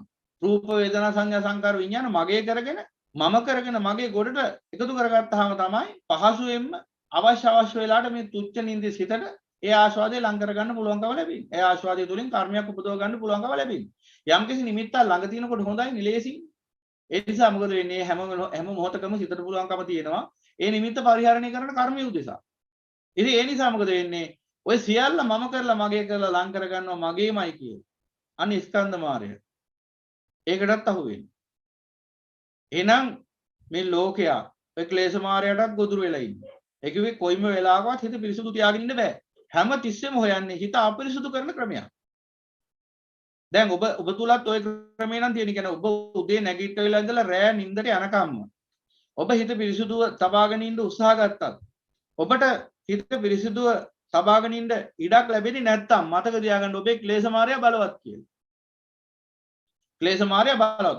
ඔන්න මේ මාර පරාජයනේ අපි මේ දේශනා කරන්නේ බුදු පියාණන් වහන්සේගේ දහම් තුලින් උන්වහන්සේගේ නාමයෙන්. එහෙනම් මායය පරාජයට පත් කරන්න නම් මේ හැම දෙයක්ම දැනගන්න ඕනේ. නිකම් බෑ මේ තුච්ච නිදිසිත පරාජයට පත් කරන්න. එහෙනම් ක්ලේශ මායයට ඔබ අහු වෙලාද ඉන්නේ කියලා බලන්න ඕනේ. ක්ලේශ මායය මොහොතින් මොහොත ඔබේ හිත කිලුටු කරනවා. එහෙනම් ඔබේ හිත හැමතිස්සෙම රාගෙන් හරි දේශෙන් හරි මෝහෙන් හරි කිලුටු වෙලා නම් තියෙන විශේෂයෙන්ම රාගෙන් ප්‍රධාන කොටම. මොකද ද්වේෂය මෝහය කියන්නේ සංප්‍රයුක්ත ධර්ම දෙකක්. රාගය තමයි ප්‍රධාන. රාගෙන් ආස්වාද කොට නැගින්නේ. එහෙනම් හැමතිස්සෙම ඔබ උදේ ඉඳලා රෑ වෙනකම්ම ඒ කියන්නේ ඇහැරපු වෙලාව ඉඳලා නිින්දට යනකම්ම හැමතිස්සෙම ආස්වාදේ නම් සොයන්නේ. ඒ කියන්නේ ඔබ තුල අතිශය බලවත් ක්ලේශ මාර්ගයක ඉන්නවා කියන එකේ තේරුම. දැන් මේ බණ අහලා දැන් ඔබට තේරෙනවා නම් දැන් ආස්වාදය හැම ධර්මයට හොයන්නේ නැහැ හිත විසින්. ඉඳ හිට හොයනවා. නමුත් ඒක එච්චර බලවත් නෙවෙයි කියලා තේරෙනවා නම් එච්චර බලවත් නැහැ. කියන්නේ ඔබට දැන් හිත පිරිසුදු තියන් ඉන්න පුළුවන්. ඒකයි පැය ගාණක් බණ අහන්න පුළුවන්. පැය ගාණක් බණ අහන්න බෑ ක්ලේශ මාර්ගය බලවත් කෙනාට. වහාම නැගිටලා යනවා. ඒ කවුද අරන් යන්නේ? මාර්ගය අරන් යන්නේ. ඇයි ඒ? හිත පිරිසුදුව තිබුණොත් ඒ හිත පිරිසුදු භාවය තුල කර්ම නිරෝධයි. එහෙනම් කර්ම නිරෝධ වෙනකොට මේ සිත තැති ගන්නවා. ඊට පස්සේ මොකද කරන්නේ? මොකක් හරි උපක්‍රමයකින් නීවරණයක් මතු කරලා ඒ පුද්ගලයා වෙතන ඉවත් කරනවා. ඒ නිසා තමයි ඔබ දැකලා තුන් තරම් බනහදි මිනිසුන් නැගිටලා යනවා. ඒකේ තේරුම මේකයි. දැන් මම කියන්නේ ශාරීරික අවස්ථා හරි මොන හරි නොයලක් හැකි හේතුව නිසා නැගිටලා යන කතාව ගැන නෙවෙයි මේ කියන්නේ. නිකරුණේ ඇයි කියලා බැලුවොත් එහෙම ඇයි ගියේ කියලා ඇහුවාම හේතුවක් නැහැ නිකන් ගිහින් තියෙන්නේ. ඒ කියන්නේ මායя ඇහැරවගෙන අරන් ගිහින් තියෙන්නේ. උස්සගෙන අරන් ගිහින් තියෙන්නේ. ක්ලේශ මායя. ඒ කිව්වේ හිත පිරිසිදුව තියාගෙන ඉන්න බෑ. එහෙනම් ඔබ නුවණින් බලන්න ඕන ඔබට හිත පිරිසිදුව කොච්චර ලවත් තියන් ඉන්න පුළුවන්. ඔන්න බලාගන්න. ඔබ මේ මාර්ගහණී නිදහසන කෙනෙක්ද නැත්නම් තව තවත් මේ මායයටම ගොදුරු වෙන කෙනෙක්ද කියලා. ඔබ බලන්න දැන් ඔන්න ඔය ධම ඕහාරිකයි ධර්මයේ සම්දිටිකෝ කිව්ව තමන් තුළින්ම දකින්න පුළුවන්. කාගෙන්වත් අහන්න ඕනේ මගේ නිවන් මඟ වැඩෙනවද? මම නිවනටපත් වෙනවද? මම මාර්ගඵලයක් ලබලාද තියෙන්නේ? මොකුත් අහන්න ඕනේ. මේ කියන ටික තේරෙනවද? මීට අනුකූලව ඔබට තමන් ගැන නිර්ණායකයක් ඇති කරගන්න පුළුවන්ද කියලා බලන්න. ඔබ බලන්න ඔබට කොච්චර කාලයක් එක දිගට හිත පිරිසිදුව තියාගෙන ඉන්න පුළුවන්ද රාගෙන් දේශයෙන් මොහෙන් තොරව. අනුසය තියෙන්න පුළුවන්. අනුසය තියෙනවා. අනුසය නැසෙන්නේ නැහැ එක සැරේ. නමුත් ඒ අනුසය පරිඋත්තාන වෙන්න නොදී. ඒ කියන්නේ රාගය තිබුණට හිතේ රාගෙන් ගිනිදැල් හට ගන්න නොදී. ද්වේෂය මෝහය තිබුණට ද්වේෂයෙන් මොහෙන් ගිනිදැල් හට ගන්න නොදී. ඒව ගිලිපුලිකු වශයෙන් යටපත් කරගෙන සමුච්ඡේද වශයෙන් ප්‍රහාණයටපත් කරගෙන ඒවා නැගෙන්නට තියෙන හේතු දුර්ලභමින් කොච්චර වෙලාවක් ඔබට හිත පිරිසිදු කරගෙන ඉන්න පුළුවන්කම තියෙනවද? කොච්චර වෙලාවක් ආස්වාදේ සොයන්න නැතුව ඉන්න පුළුවන්කම තියෙනවද? එහෙම තියෙනවා නම් ඒකේ තේරුම ඔබ සෑහෙන දුරකට ක්ලේශ මායයෙන් නිදහස් වෙලා කියන එක. මේ පංච මායයම පරාජයටපත් කරන්න ඕන. මාතෘකාව විතරක් කියලා මට මේ කාරණාව මගහැරලා ගිහිලි ඉතුරු මේ කියන කසක සූත්‍රය ඉතුරු ටිකට යන්න පුළුවන්. එතකොට ඔබට හැමදාම මාතෘකාව විතරයි ඉතුරු වෙන්නේ. ඒ නිසායි මේ අනුමාතෘකා ගැන විග්‍රහ කරමින් යන්නේ. එහෙම නැත්නම් මේ ධර්මයේ කවදාවත් අපට අවබෝධයක් වෙන්නේ නැහැ. දැනුමක් විතරයි හැමදාම. පංචමාරයෝ. කවුද පංචමාරයෝ? ක්ලේශමාරයෝ.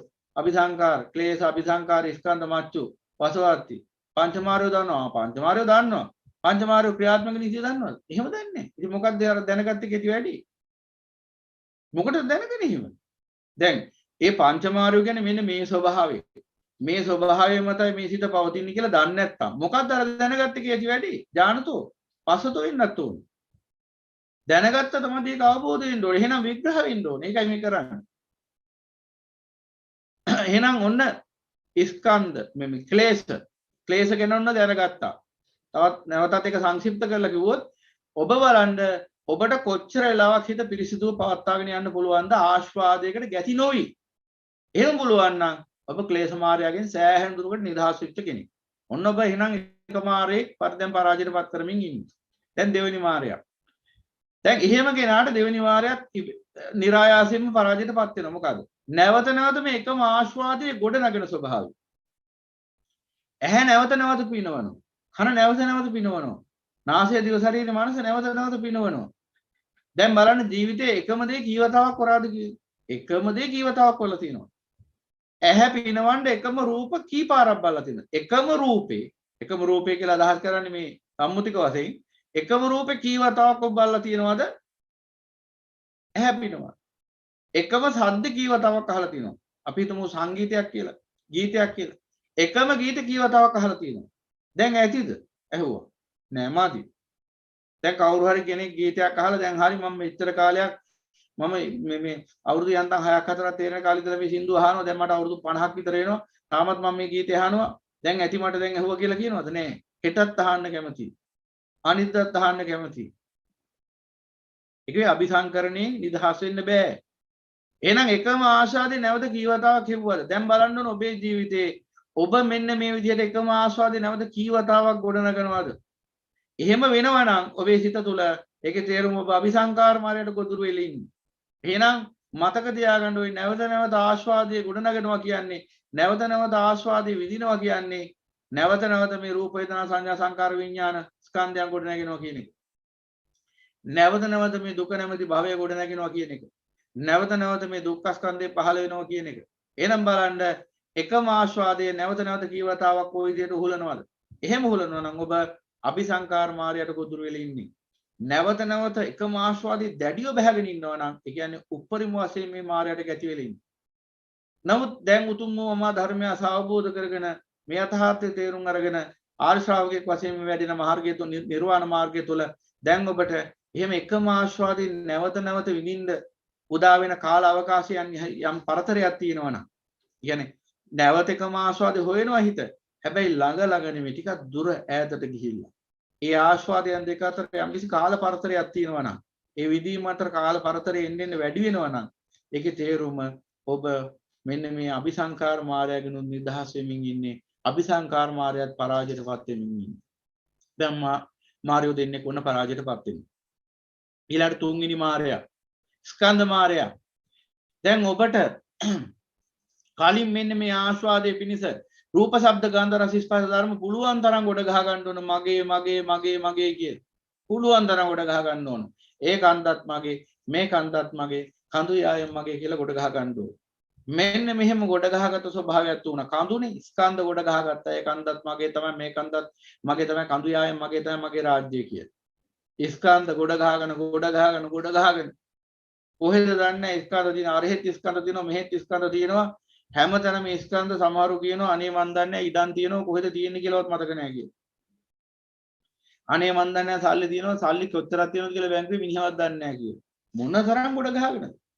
ඔය විදියට ගත්තාම ඔහොම කියන මිනිස්සු ඉන්න අපිට මොන ගහිලක් තියෙනවා. එයාට කොච්චර ධානිය තියෙනවද කියනනම්, ඔච්චර ඉඩකඩම් තියෙනවද කියනනම් මිනිහයා දන්නේ නැහැ කියනවා එච්චර තියෙනවලු. මෙච්චර එයා දන්නේ නැතුළු එයාට කොච්චර කම්පැනි තියෙනවද කියලා. හරි දියුණුවක් ගැන කියන්නේ. දුක ගොඩ ගහගෙන මිනිහා දන්නේ කොච්චර දුකටක් ගොඩ ගහගෙනද කියලා. දුක් කඳු ගොඩ ගහගෙන තියෙන්නේ. ස්කන්ධ මායයට ඒ තරම් අහු වෙලා අඥාන ලෝකයට පේන්නේ ඒක දියුණුව කියලා. සම්මා සම්බුදු පියාණන් වහන්සේගේ අමා ධර්මයේ තුලින් බැලුවාම ඒක තමයි පරිහානිය කියන්නේ. ලැබිච්ච චිත්තසංතානිය නිවන් දැකීම පිණිස ස්කන්ධ මායයට ස්කන්ධ විතරක් නෙවෙයි උතන ඉතින් ක්ලේශ අபிසංකාර ස්කන්ධ ඔක්කොම මායයන්ට අහු වෙලානේ. ඒකනේ ඒ තරම් පරිහානියටපත් වෙලා තියෙන්නේ. ඒ කියන්නේ වසර කෝටි ගාණක් තිස්සේ දහ දුක් ඉඳලා පාරමිතා පුරලා මිනිසෙක් වශයෙන් ඉපදිලා උත්තරීතර සම්මා සම්බුද්ධ ශාසනයක ඉපදිලා නිවන් දකින්න පහළ වෙච්ච භවයකදී ඒ ලැබිච්ච ඥාන සංප්‍රයුක්ත හිත ඒ තරම් පිරිහීමටපත් වුණා. ඒ කිව්වේ ඒ තරම් ගොඩ ගහගෙන ලෝකේ තියෙන මේ අසාර කුණු ගොඩවල් ටික පුළුවන් තරම් ගොඩ ගහගෙන. දැන් ඔය සෝහන ගාව තමයි සෝහන හදන්න වෙන කඳු පාමුල තමයි.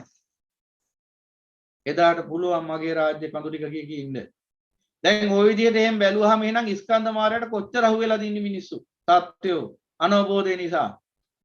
එතකොට දැන් ඔබ බලන්න ඕන ඔබටත් ඒ වගේ කඳු තියෙනවද කියලා. රූප කඳු, ශබ්ද කඳු, ගන්ධ කඳු, රස කඳු, ස්පර්ශ කඳු, අදහස් කඳු ඕවා තියෙනවද? තියෙනවා නම් තාමත් ඔබ තුල ස්කන්ධ කොට දෙහිමින් පවතිනවා සහ ස්කන්ධ කෙරෙහි ඔබ තුල ඇල්ම පවතිනවා. එහෙනම් ඔබට තාමත් හිතෙනවා මේ මේවා තව ගොඩ ගහගත්තා නම් තව සැප විඳින්න පුළුවන් කියලා. එහෙම හිතාගෙන ගොඩ ගහනන් ඉන්නේ. يعني ස්කන්ධ මාර්ගයටත් අහු වෙලා ඉන්නේ. යම් මේකෙන් ඔබට හිතෙනවා නම් දැන් මේ පෘථග්ජනය ගැන කතා කරලම් පළක් නැහැ. මොකද පෘථග්ජනය කියන්නේ තනිකරම ඉතින් තනිකරම දුක් ගොඩක් නේ පෘථග්ජනය කියන්නේ. පෘථග්ජනය කියන්නේ දුකට නමක්. පర్యాయ නමක්. ඉතින් පංච උපාදානස්කන්ධ දුක්ඛ. පෘථග්ජනය තුල පංච උපාදානස්කන්ධ හැර වෙන මොනවද දකින්නද? එතකොට ආර්ය ශ්‍රාවකයෙක් ඉන්නවා දැන් බණහල අවබෝධයටපත් වෙලා දැන් එයාට මෙන්න මේ කියන ව්‍යසනෙනුත් ගැලවෙන්න පුළුවන්කම ලැබෙනවා. දැන් එහෙම ගොඩ ගහ ගන්න ඕනේ නැහැ. පරිහරණය කළා නම් යම. දැන් අපි වැසිකිළිය පරිහරණය කරන හැමදේම කරන්න සිද්ධ වෙලා තියෙනවා. කරන්න දෙයක් නැහැ. අරියත් ඵලයටපත් වුණත් වැසිකිළිය පරිහරණය කරන්න වෙනවා. මරණයට එක්ම. ඒ වගේ අදිමොක්ක උපේක්ෂාවටපත් වෙලා පරිහරණය කරන්න වෙන දේවල් ජීවිතේ තියෙනවා. ඒ දේවල් පරිහරණය කරනවා මිසක් මේක ගොඩ ගහ ගන්න ඕන තව ගොඩ ගහ ගන්න ඕන කියන අදහසක් ආර්ය ශ්‍රාවකයන්ට ඉන්නේ නැහැ. ඒක සෝවාන් ඵලයේ ඉඳලා ක්‍රමානුකූලව ඒ අදහස දුර වෙලා යනවා. ඒකට තමයි අල්පකිච්ච, අප්පකිච්චෝච සල්ලෝකෝත්ති අනාදි වශයෙන්, සාන්තින්ද්‍රියෝච, නිපකෝච අනාදි වශයෙන්, අප්පගබ්බෝ කූලේසු අනුවිද්ද අනාදි වශයෙන් ඔය කරණීයමෙත් සූත්‍රේ පෙන්නන්නේ අල්ප කෘත්‍යයන් ඇති කෙනෙක් බවට පත් වෙනවා, අල්ප බලාපොරොත්තු ඇති කෙනෙක් බවට පත් වෙනවා, සහැල්ලු දිවි පැතුම් ඇති වෙනවා, සුඛරෝච පහසුවෙන් නඩත්තු කර හැකි කෙනෙක් බවට පත් වෙනවා. ඉතින් කුලයේ ඇලෙන්නේ නැති කෙනෙක් බවට පත් වෙනවා. අඩුවෙන් යමක් දරාගෙන ඉන්න ස්වභාවය අඩු වෙනවා. අපගබ්බෝ කියන්නේ ගර්භය ලොකු නැහැ පොඩි. ඒ කියන්නේ පොඩි දෙයක් දරාගෙන ඉන්නේ. ගොඩාක් දේවල් දරාගෙන නැහැ. ලෝකෙම අල්ලගෙන බදාගෙන නැහැ. එහෙනම් අන්න අර ස්කන්ධයන්ගෙන් නිදහස් වෙනවා. ස්කන්ධයන්ගෙන් නිදහස් වෙනවා. එතකොට එයාට හිතෙන මේ ගොඩ ගහ ගන්න එක පුදුම කරදරයක්නේ. අර වස්තුකාම සිඳිලා යන ටිකදී. මේ ගොඩ ගහ ගන්න නැතුව මේ අවශ්‍ය වෙලාවට මේ පරිහරණය කරලා වැසිකිලි වගේ බහ තබන්න බැරිද? අන්නේ මට්ටමට එනවා. විරති චෛතසික එක. එතකොට මොකද වෙන්නේ? ක්‍රමානුකූලව ඔහු ස්කන්ධ මායාවකින් නිදහස් වෙනවා. එතකොට යමක් පරිහරණය කළාට ඇල්මෙන් නෙවෙයි මගේ කියලා මම කියලා මගේ කියලා ගොඩ ගහ ගැනීම බලාපොරොත්තු වෙන්නේ පරිහරණය කරන. උපාදානයේ අදිමොක්ක. අන්නේ දාර මොකද වෙන්නේ? අර රූප වේදනා සංඥා සංකාර විඥාන කෙරෙහි තියෙන තෘෂ්ණාවෙන් නිදහස් වෙනකොට ඒ උපාදාන ස්කන්ධයේ තියෙන තෘෂ්ණාවෙන් නිදහස් වෙනවා. නැවත උපාදාන ස්කන්ධයක් කියවත් නැවත ගොඩගසා ගැනීම පිළිබඳ බලාපොරොත්තුවක් නැතුව යනවා. එදාට තීරණ ටික පරිහරණය කරන එකත් උපේක්ෂාව. නැවත ගොඩ ගහගෙන තව වැඩි කරගෙන මට මෙච්චර කුණු ගොඩවල් ගොඩක් අරහෙත් තියෙනවා මෙහෙත් තියෙනවා කියින්න උදම්මනන්ද ඌමනාවක් තියෙන ආර්ය ශ්‍රාවකයන්. එහෙනම් අනිත් ස්කන්ධ මායාවෙන් නිදහස් වෙනවා. ඔන්න මාර්ය තුන් දෙනෙක් ගැන විස්තර කළා කෙටියෙන් නමුත්. ක්ලේශ මාර, අபிසංකාර මාර, ස්කන්ධ මාර. හතරවෙනි කෙනා තමයි මච්චු මාර. මච්චු මාර කියලා කියන්නේ ඔන්න ඔය ක්ලේශ අபிසංකාර ස්කන්ධ. සාමාන්‍ය පෘථග්ජනෙක් නම් ඔය ක්ලේශ අபிසංකාර ස්කන්ධ කියන වෙන මේ මායාවේ ක්‍රියාකාරීත්වය නැතුව යන මොහොතක සිතට කර්ම ගොඩනගා ගන්න හැකියාවක් නැතුව යන. සිතට කර්ම ගොඩනගා ගන්න නම් ඔය ක්ලේශ අபிසංකාර ස්කන්ධ කියන මාරු හොඳින් ක්‍රියාත්මක වෙන්න ඕන. මාර බලයන්. ඒකෙ සිතට නිරන්තරයෙන් ආස්වාදය ලැබෙන්න ඕන. නැවත නැවත ආස්වාදයේ පවත්වාගෙන යීමේ හැකියාව තියෙන්න ඕන. ඊට පස්සේ ආස්වාදයේ පිණිස ඒ උපකාර වන ආරම්මන මම මගේ කියලා ගොඩ ගහ ගැනීමේ හැකියාව තියෙන්න ඕන. මෙන්න මේ කියන ස්වභාවයන් වලින් කෙනෙක් නිදහස් වෙනකොට ඔය දැන් ප්‍රේමයක් කඩන් වැටුනහම වෙන්නේ ක්ලේශ මායයටත් අபிසංකාර මායයටත් ස්කන්ධ මායයටත් වැඩ නැතුව යනවා. ජොබ් එක නැතුව යනවා. එතකොට එනවා ඔන්න හතරවෙනි මායය එළියට. ඇයි ඒ? දැන් කර්ම රැස් කරගන්න බැරි වෙනකොට මේ සිතටම ඇති වෙනවා බයක් ඇතිගැන්මක් ඇති වෙනවා. යම් හේකින් කල්යාණ මිත්‍රයෙක් මුණ ගැහුනොත් යම් හේකින් ධර්මයේ මුණ ගැහුනොත් ඒ කාන්තයෙන් මෙයා ඒ වෙලාවේ ධර්මයට කන් දෙනවා. මොකද අර වෙලාවේ ක්ලේශ අபிසංකාර ස්කන්ධ කියන ඒ මාර්ගයෙන් නිදහස් වෙච්ච මොහොත පූර්ණ වශයෙන් නෙමෙයි తాවකාලිකව හරි නිදහස් වෙච්ච මොහොත. ඒකයි දැන් බුදු පියාණන් වහන්සේ බලන්න මහා කරුණා සමාපත්තියෙන් බණ දේශනා කරේ කොයි වෙලාවෙද කියලා. මහා කරුණා සමාපත්තියෙන් උන්වහන්සේ වැඩි කොතෙන්ටද කා අසලටද ඒ උන්වහන්සේ මහා කරුණා සමාපත්තියෙන් බලලි වරලා කාටද පිහිටුණේ කියලා බලන්න. ඔය බොහෝ අවස්ථාවල ඔන්න ක්ලේශ අபிසංකාර ස්කන්ධ කියන මායයෙන් නිදහස් වෙලා මච්චු මායය ලඟ වෙච්ච වෙලාවල උදාහරණයක් ගත්තොත් එහෙම අර රජ්ජුමාලා තරුණියේ කතාව සීදී නසා ගන්න යනවා මේ අය දහදුක් ඉඳලා එපාම වෙලා අන්තිමට ජීවිතේ සීදී නසා ගන්න කියලා කැලේකට ගිය වෙලාවේ අයට බුදු පියාණන් වහන්සේ මුණ ගැහෙන උන්වහන්සේට වඩිනවා මහා කරුණා සමාපත්තියෙන් බලලා. ඔය වගේ අවස්ථා ගොඩක් කියන්න පුළුවන් තව කියන්න කිව්වොත්. ඒ එහෙනම් අර ක්ලේශ අபிසංකාර පටාචාර කිසා ගෝතමී ඊළඟ කුණ්ඩලකේසී ආදී මේ හැම කතා පුවතක් ඇතුළේම ওই කතාව තමයි තියෙන්නේ. එහෙනම් අර ක්ලේශ අபிසංකාර ස්කන්ධ කියන මායයන්ගෙන් යමෙක් ස්වභාවයෙන්ම නිදහස් වුණොත් ඒ කියන්නේ යම්කිසි සංසිද්ධියක් නිසා ක්ලේශ වැඩෙන්නත් හේතු නැතු යනවා. දැන් අධික දුකකට ශෝකයකට පත් වෙච්ච වෙලාවක ඔන්න ඔය ස්වභාවයක් තියෙනවා. පූර්ණ වශයෙන්ම කෙලෙස් නැහැ කියන එක නෙවෙයි කියන්නේ. තදංග විස්කම්බන වශයෙන් හරි කෙලෙස් ප්‍රහාණයට පත් වෙච්ච වෙලාවක් තියෙනවා. දැන් කෙනෙක්ගේ අපි හිතමුකෝ උදාහරණයක් වශයෙන් කෙනෙක්ගේ මෞතුමිය නැති වෙනවා. දයාබර මෞතුමිය. නැති වුනහම අන්න ඒ හිතට අර ආශ්වාදයේ පිළිවෙල බලාපොරොත්තු වෙ මොහොතේ නැගෙන්නේ නැහැ. අන්න ඒ වෙලාවට මං කියන්නේ යහපත් දරුවෙන් නම් විතරයි නැති කෙනෙක් නම් එහෙමත් නැහැ. යහපත් දරුවෙට නම් එහෙනම් ඔන්න අර තමන්ගේ මෞතුමියගේ වියෝ නිසා ඒ ඇති වෙන ශෝකයත් එක්ක සංවේගයත් එක්ක ක්ලේශ නැගෙන්නේ නැතුව යනවා. ඒ කියන්නේ ආස්වාදයෙන් මිස බලාපොරොත්තු නැගෙන්නේ නැතුව යනවා. නැවත නැවත ආස්වාදේ පවත්වාගෙන යන්න උවමනා වෙන්නේ නැහැ. ඒ කාලය තුල යම්කිසි කාල පරාසයක් තුල. එහෙනම් අර ක්ලේශ අபிසංකාර ස්කන්ධ කියන මායයෙන් යම් තාක් දුකට නිදහස් වෙලින්න මොහොතක් තියෙනවා. අන්න ඒ වෙලාවේදී බණපදයක් ඇහුනොත් අන්න ධර්මාවබෝධය ලැබෙනවා. දැන් අනිත් වෙලාවට ওই මායෝ තුන් දෙනා දැන් ඒකයි මල ගෙදරක බණ කියන්න පුළුවන් පාටියක බණ කියන්න බැරි. දැන් මල ගෙදරක ගිහිලා බණ පදයක් කිව්වහම ඒ මොහොතට හරි කන් දෙනවා. ඒ කන් දෙන මොහොතේ අර නීවරණයෙන් පහවෙලා තිබුණොත් අන්න වැඩි හරි මායයෙන් නිදහස් වෙනවා. දැන් හොඳට කසිප් බෝතලයක් බීලා පාටියක උඩපයින්කොට පුළුවන් ද බණ කියන්න එතන. බෑ අයියේ. එතන ක්ලේශ අபிසංකාර ස්කන්ධ මායෝ පිනුම් ගහන. ඉතින් මොන බණද එතන?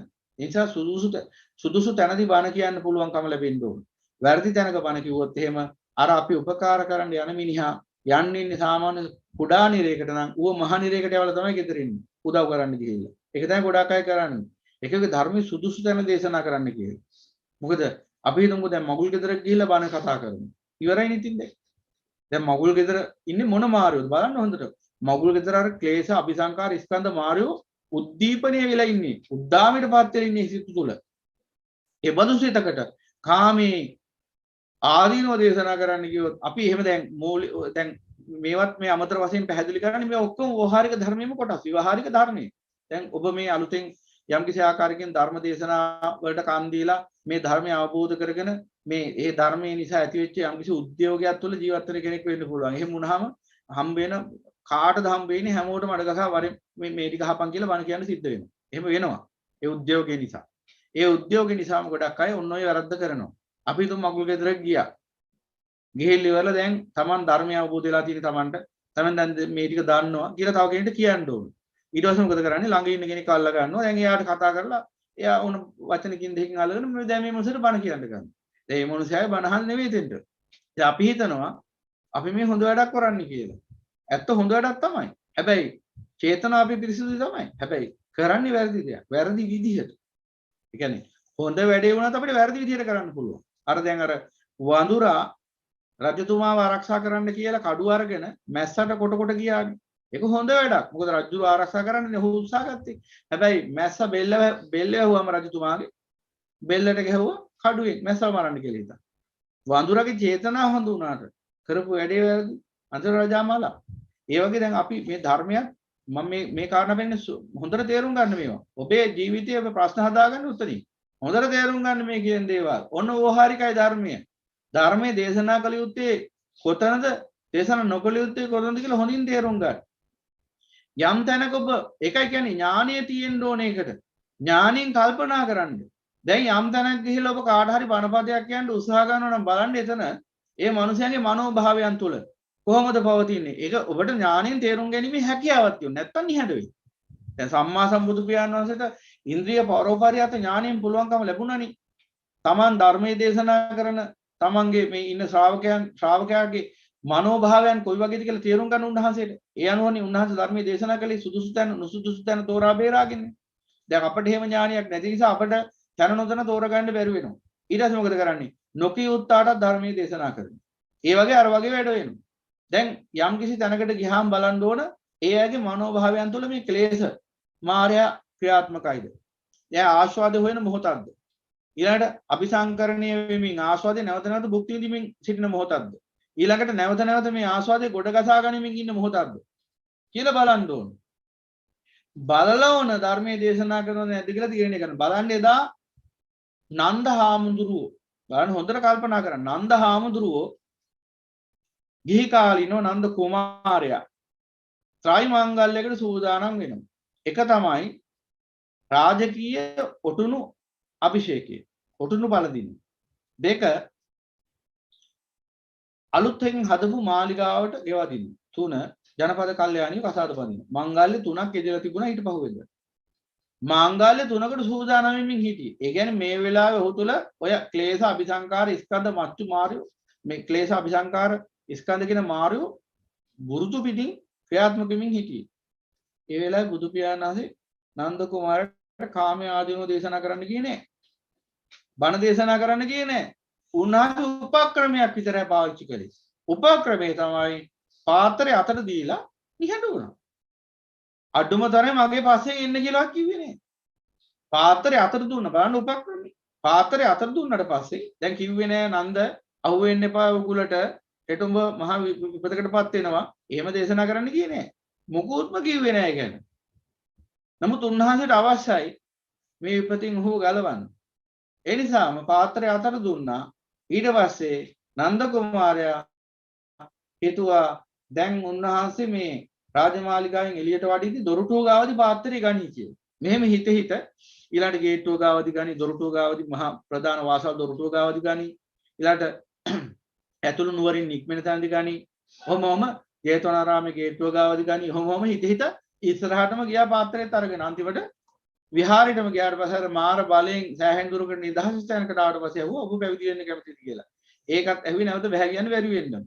ඒ විදිහටයි උන්වහන්සේ අන්තිමට උතුම් පැවිද්දටපත් කරලා පස්සේ කාලෙක මහා බල සම්පන්න මහා රහතන් වහන්සේ කෙනෙක් බවට උන්වහන්සේපත් කරේ ඒ අසිරිමත් වූ මහා සම්බුදු පියාණන් වහන්සේගේ මේ මහා කාරුණික ගුණය නිසා.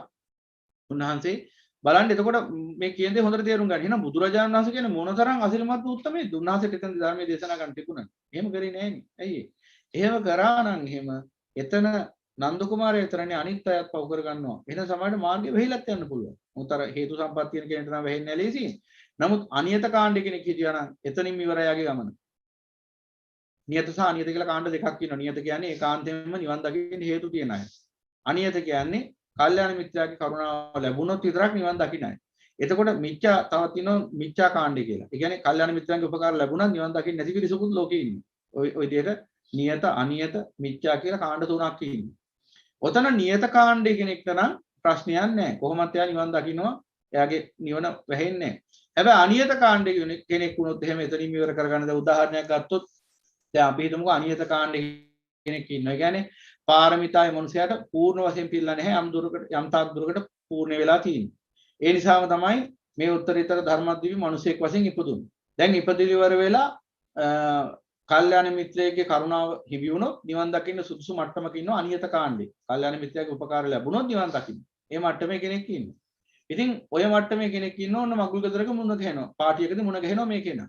දැන් මෙයා මේ ආස්වාදයේ බලාපොරොත්තු වෙන ආස්වාදෙන් චන්දර කාමචන්දයෙන් හිත මත් වෙලා ඉන්න වෙලාවක අපි මේ මිනිහට බණ කියනවා. කිව්ව ගමන් තුච්ච නින්දද සිතනේ කිපෙනවා. වහා කිපෙලිවලා අති උත්තරීතරම ධර්මයට නිගරු කරන්න පටන් ගන්නවා. අපිට වැඩ නැහැ බණ මොකක් හරි කියලා කිව්ව ගමන් අසිරිමත් වූ සම්මා සම්බුදු පියාණන් වහන්සේගේ උත්තරීතර අවබෝධයෙන් නම් පරම උත්තරීතර අවබෝධයෙන් නම් ශ්‍රී සද්ධර්මයේ ටික වචනකින් හරි නිගරු කරපේකේ පාපයට ඔහුට ඒ භවෙදි සමහරට ආය කවදාවත් සද්ධර්මය අහන්නවත් අවස්ථාවක් නොලැබියන. ආය අහන්න හම්බෙන්නේ නැතු යන. ඒ විතරක් නෙවෙයි සමහරට සවසර කෝටි ගාණක් යනකන් තව ඒ උතුම් මහා ධර්මය අහන්න අවස්ථාවක් දිලිලා යනවා.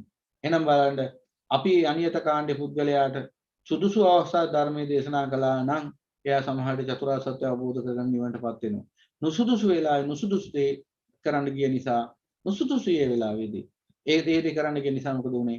ඒ මනුස්සයාට වසර කෝටි ගානකට නිවන හිමි කළ දැම්මේ. මෙහෙම අත්දැකීම් ඔබටත් තියෙන්න පුළුවන්. මේ වහාරිකයි ධර්මය.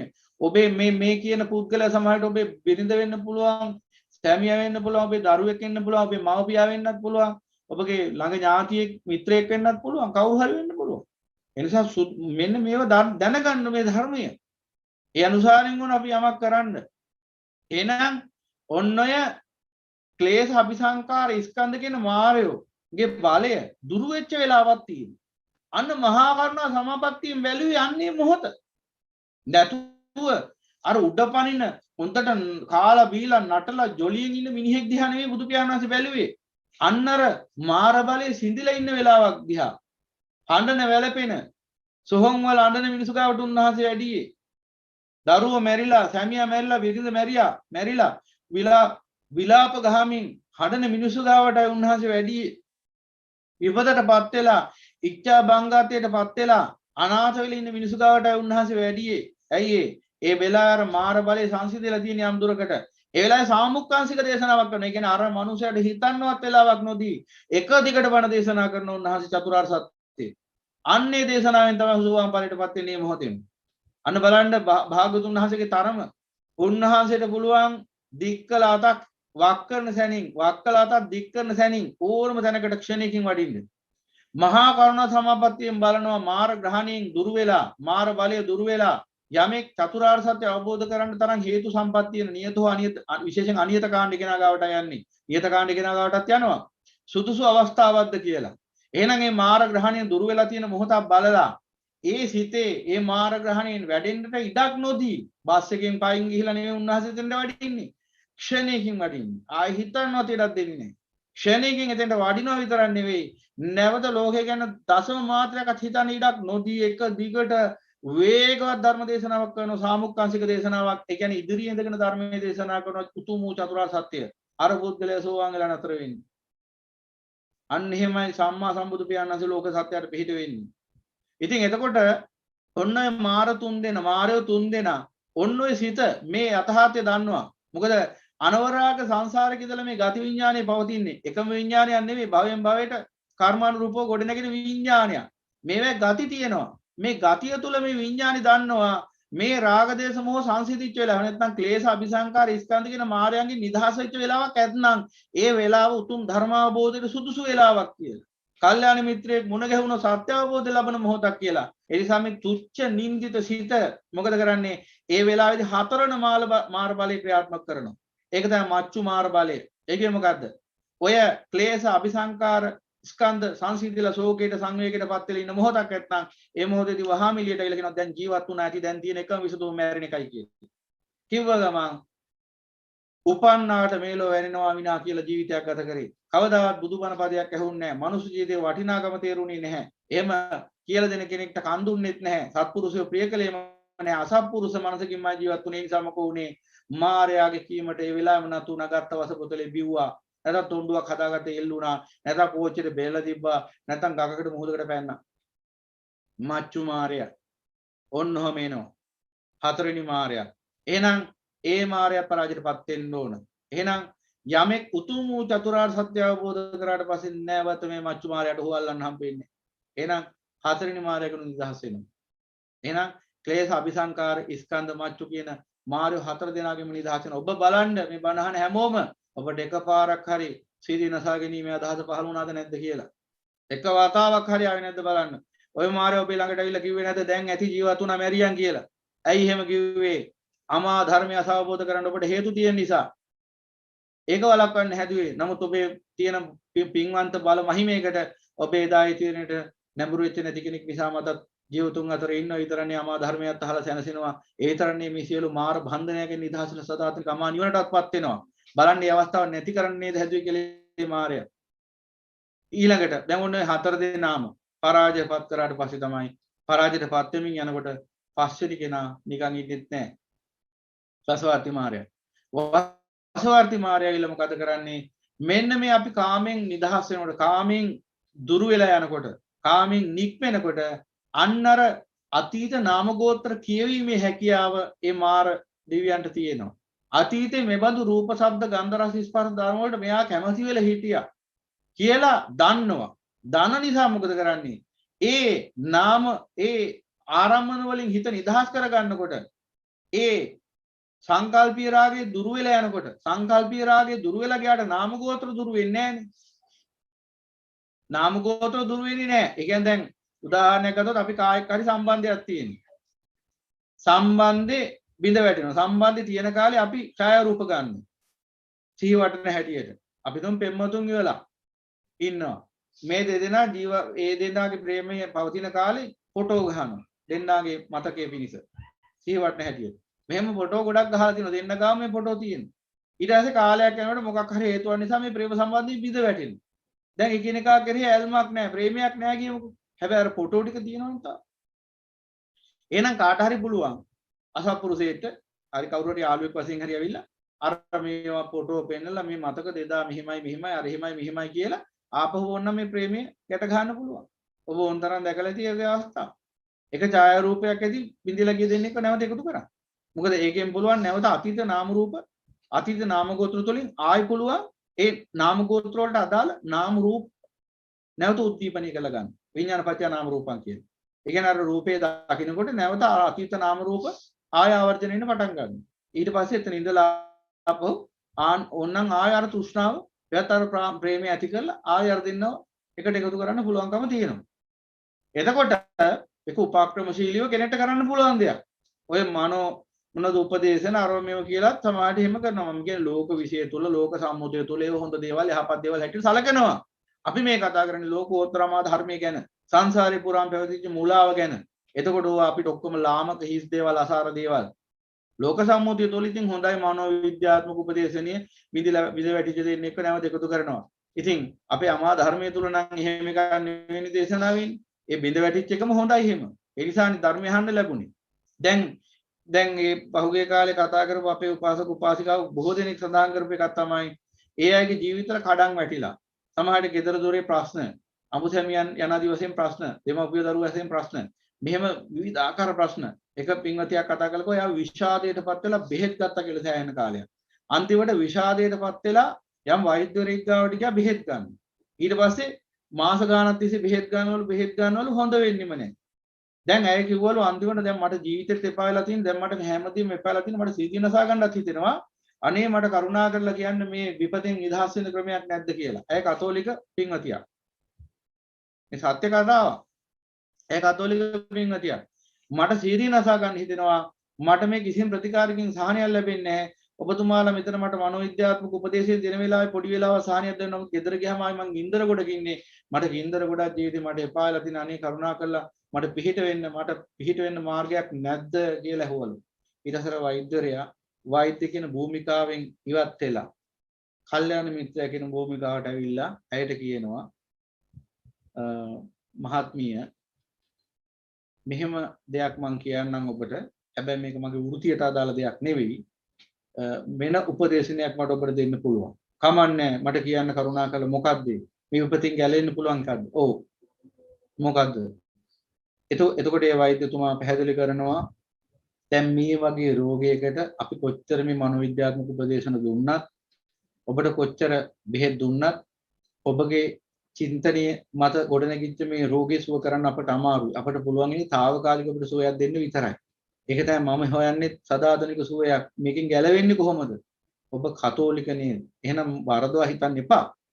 මේ ඔබ කැමති නැද්ද බුදුදහමට යොමු වෙලා පොඩ්ඩක් උතුම් වූ ධර්මය අසලා ඒ ධර්ම පිළිබඳ පොඩි ගවේෂණයක් කරන්න.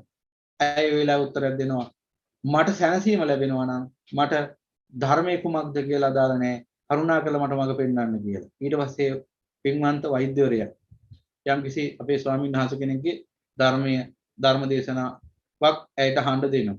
ඊට පස්සේ ඇයට එකෙන් යම්කිසි අවබෝධයක් එනවා. ඊට පස්සේ තව තවත් ඉල්ලනවා. ඔහොම අහලා අද ඇය ඊටාම යහපත් තැනක ජීවත් වෙන සතුටින් වාසය කරන අනාගතයේ උතුම් වූ පැවිද්ද දක්වා එන්න බලාපොරොත්තු වෙන උතුම් ශ්‍රාවිකාවක් කියලා වාසය කරනවා.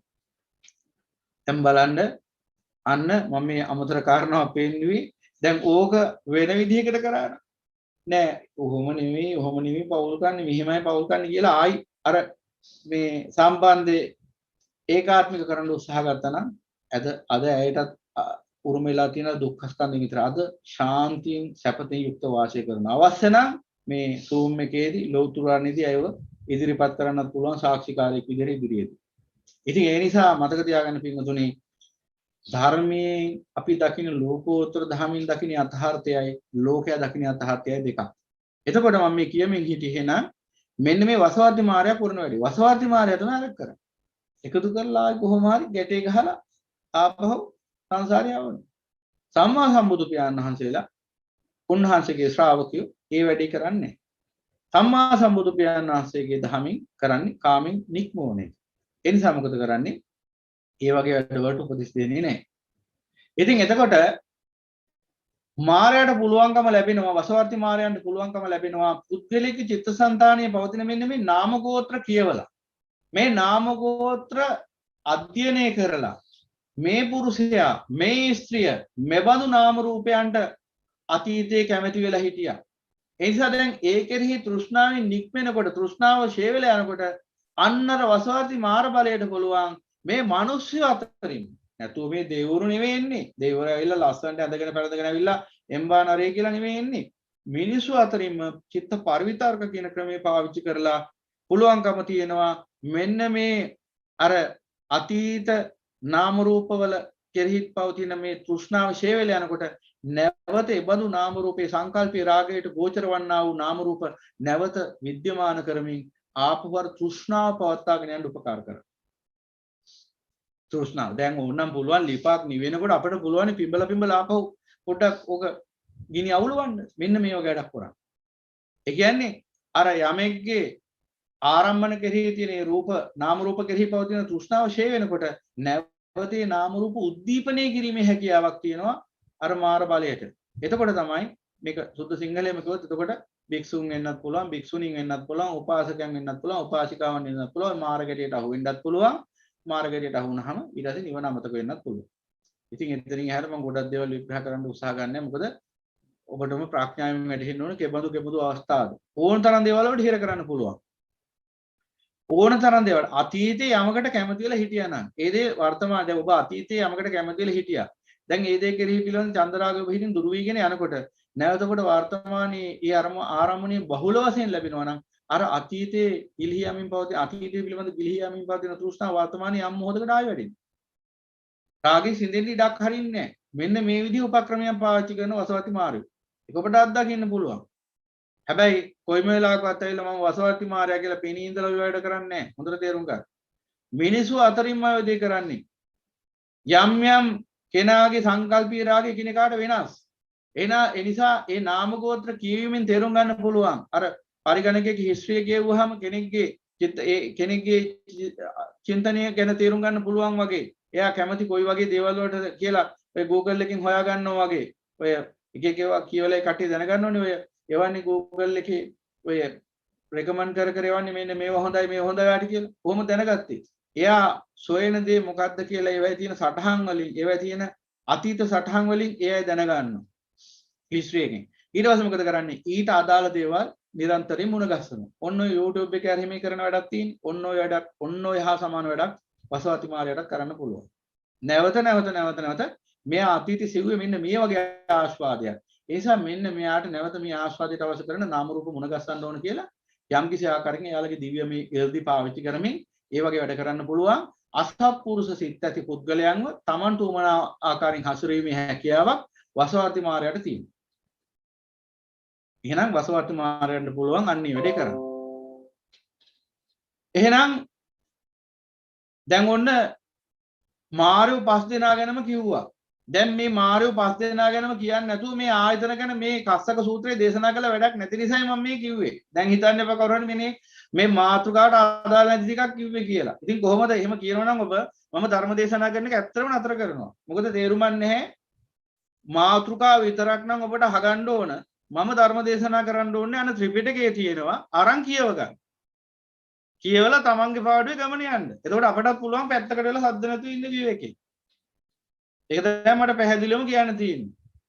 ධර්මයේ දේශනා කරනකොට පැය ගාණක් අරන් විග්‍රහ කරන්නේ ආසාවට නෙමෙයි. මේක හැමදාම කියන්න සිද්ධ වෙනවා. මොකද පව්කාර කතා කියලා නිකන් මග වහගන්න එපා. මේ භික්ෂුව නෙවෙයි කිසිම භික්ෂුවක් පැය ගාණක් බණ කියන්නේ ආසාවට නෙවෙයි. විග්‍රහ කරලා දෙන්න. බුදුරජාණන් වහන්සේ සති ගණන් මාස ගණන් ධර්මයේ දේශනා කළේ. අභිධර්ම දේශනාව කරන්නේ දවස් 90ක් තිස්සේ මාස 3ක් තිස්සේ. දැන් කොහොම ඔය වගේ කතා කියන මිනිස්සු එදා හිටියනම් මොනව කරගන්නීද කියලා හිතන්න බලන්න. ඒ නිසා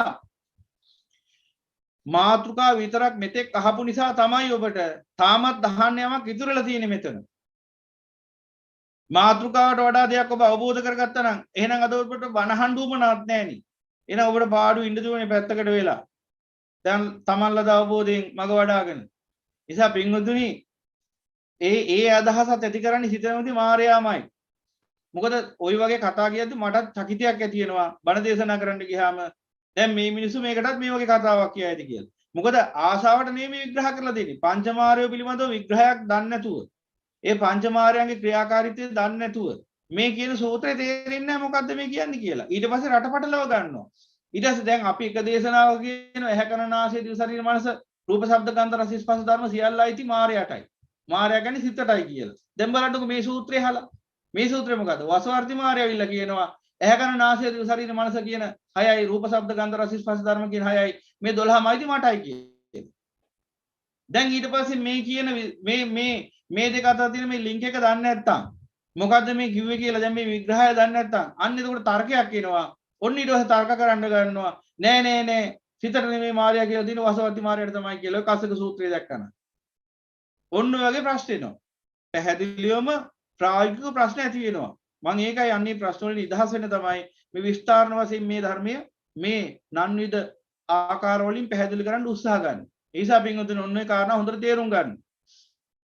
එහෙනම් ඔන්න ඔය වසුවාර්ති මාර බලය කිව්වේ ඔන්න ඔය අදහසින්. ඒ කියන්නේ සිත නැමැති මාරයට උප්පරිම ග්‍රහණය වෙලා ඉන්න නිසා ඒ දෙවිවරුන්ටත් මාරයා කියලාම කියනවා. ඔන්න ඔකයි සුද්ධ සිංහලේ. දැන් අද වුණත් වසුවාර්ති දෙවියෝ පැත්තකින් තියන්නකෝ. මේ මනුස්ස ලෝකේ වුණත් යමි. ඔබට බලා ගන්න පුළුවන් මාරයෝ. මනුස්ස ලෝකේ ඔබේ ගෙදරම බලා ගන්න පුළුවන් ඔන්න. මාරයෝ ඉන්නවද නැද්ද කියලා. වසුවාර්ති මාරයෝ ඔබේ ගෙදරමත් තියෙනවා. කොහොමද හොයාගන්නේ? දැන් මම අර ඉස්සෙල්ලා කිව්වා මගුල් ගෙදරක ගිහිල්ලා නුසුදුසු තැනදී ධර්මයේ දේශනා කළොත් අන්න එතනදී එළියට ඉන්නේ වසවර්ති මාරයෙක් තමයි එහෙනම්. ඒ තමයි මාරයා. එහෙනම් ওই ස්වභාවය දෙවිවරු අතර නෙමෙයි මිනිස්සු අතරත් තියෙනවා. දැන් හිතන්නකෝ තරුණ තරුණියෝ ටිකක් පාටියක් දානවා කමින් බොමින් අඩ නිර්වතින් ආලිංගනයේ දෙමින් විවිධාකාරයේ ආලිංගන රැඟුම් වලින් යුක්තව පිරිසක් ඔන්න පාටියක් දානවා. විශාල ඔය එක එක තියෙනවනේ එක එක જાති පාටි එහෙම එකක් තියෙනවා. දැන් ඔතෙන්ට ගිහිල්ලා ඔබ ස්පීකර් එකක් බඳගෙන බණ ටිකක් කියන්නකෝ බලන්න මොකද වෙන්නේ බලන්න. ඔබට බලාගත්ත හැකි වසවර්ති මාරයෝ ටිකක් එතන. ඔබට හූ කියයි. ගල් ගහයි, නින්දා කරයි. කාමයේ ආධිනව දේශනා කරන මොනවද දරුවනේ උඹලා ඔය කරන්නේ? අඩ නිරුවත් ඇඳගෙන උඹලා ලැජ්ජ නැද්ද? මෙහෙම කාමයේ හැසිරෙන්න කාමයේ දුකක් යනාදී වශයෙන් කියන්නකෝ බලන්න මොකද වෙන්නේ බලන්න. ඔන්න ඔබට බලාගත්ත හැකි වසවර්ති මාරයා කියන්නේ මොන වගේ ස්වභාවයක්ද කියලා. ඒ කියන්නේ වසවර්ති මාරයෝ වඳුර ගන්න දෙවිවරු වෙන්න ඕනේ නැහැ. ඒ දේව කොටසේ මේ මනුස්ස ලෝකෙම ඉන්න ඕන තරම් එහෙම මාරයෝ. ඒ අයට කාමයේ ගැන දොස් කියනකොට කීපෙන්න පටන් ගන්නවා. මට මොන ගහලා තියෙනවා මනුස්ස මාරයෝ කීප දෙනෙම මේ පන්සලේදීම. කාමයට දොස් නැගුවාම වික්ෂුවත් එක්ක කිපිලා ගිය කීප දෙනෙක්ම හිටියා පහුගිය කාලේ.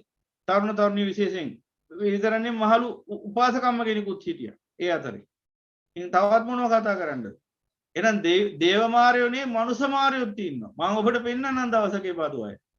ඒ නිසා පින්වතුනි එහෙනම් ඔන්න ඔය වසවර්ති මාරයෝ ඔතෙන්ට ඇවිල්ලා ඔය ඇසකන නාසය දිව ශරීරයේ මනස රූප ශබ්ද ගන්ධ රස ස්පර්ශ ධර්ම සියල්ල මගේ කියන්නේ සිතට ඒ තරම්ම වහල් වෙලා ඉන්න නිසා. ඔහු හිතනවා මේ සියල්ල මගේ කියලා.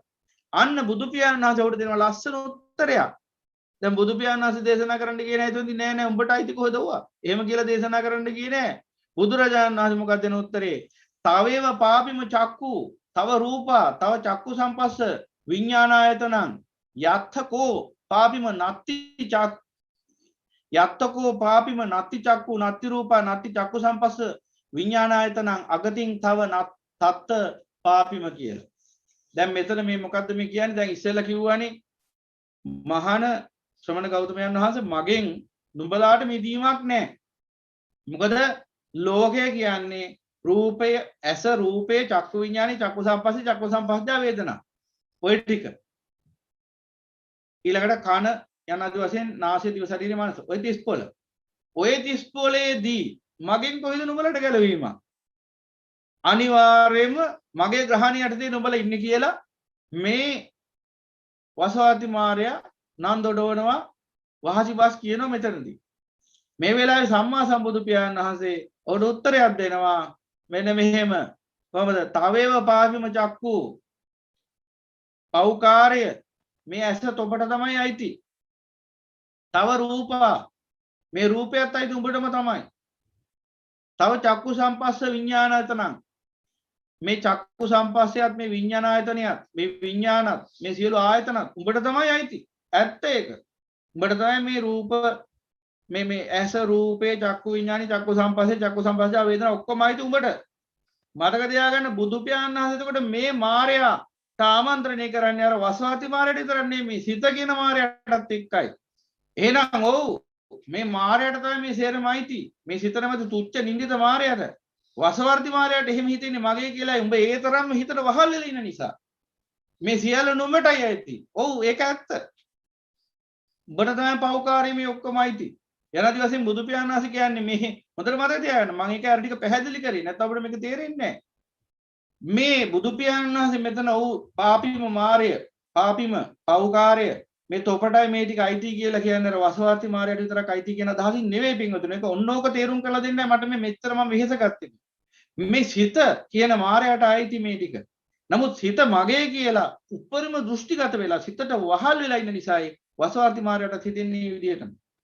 අන්න ඒ නිසා බුදු පියාණන් සූත්‍රය දෙනවා ඇත්ත මහන ඇත්ත පෞකාරය මේ ඇසයිති උඹට මේ රූපයත් අයිති උඹට මේ චක්කු විඥානයත් අයිති උඹට මේ චක්කු සම්පස්සයත් අයිති උඹට මේ චක්කු සම්පස්ස වේදනා ඇතුළු මේ සියල්ල අයිති උඹට. ඒ නිසා ඔය සියල්ල කෙරෙහි තෘෂ්ණාව තියෙනකන් ඇත්තම කියන දේ මොකද? උඹෙන් නිදහස් වෙන්න බෑ කාටවත්. මායාවෙන් නිදහස් වෙන්න බෑ. දැන් මේ බලන්න වසවර්ති මායාව ගැනද මෙතන කියන්නේ කියලා නෑනේ. ගැඹුරින්ම කියන්නේ මේ සිත නැමැති මායාව ගැන. හැබැයි වසවර්ති මායයටත් බලපෑම් කරන්න පුළුවන් සත්‍ය වශයෙන්ම මේ සියල්ල කෙරෙහි චන්දරාගෙන් තියෙනකම් විතරයි. අරිහතුන් වහන්සේට බලපෑම් කරන්න හැකියාවක් නැහැ මායයට. ඇයි ඒ සියල්ල කෙරෙහි තියෙන චන්දරාගය දුරු කරපු නිසා. එහෙනම් සියල්ල කෙරෙහි චන්දරාගය තියෙන කෙනෙක්ට තමයි සිත නැමැති මායයත් අර වසවර්ති මායයත් අර කිව්ව ක්ලේශ අபிසංකාර ස්කන්ධ මච්චු දේවපුත්ත කියන මේ පංච මායයන්ටම බලපෑම් කරන්න පුළුවන්කම තියෙන්නේ මෙන්න මේ සියල්ල කෙරෙහි තෘෂ්ණාව පවතින තුරු විතරයි.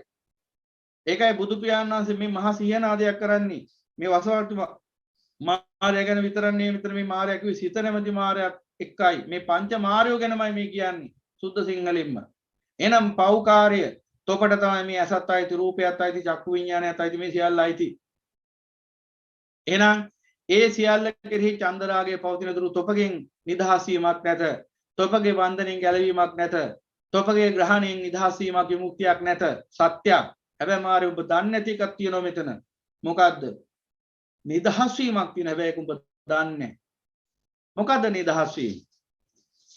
යත්තචකෝ පාපිම නත්ති චක්කු නත්ති රූපා නත්ති චක්කු සම්පස්ස විඥානායතනං අගතීතව තත්ත පාපිම මාරේ යම් තැනක ඇස නැද්ද? රූපේ නැද්ද?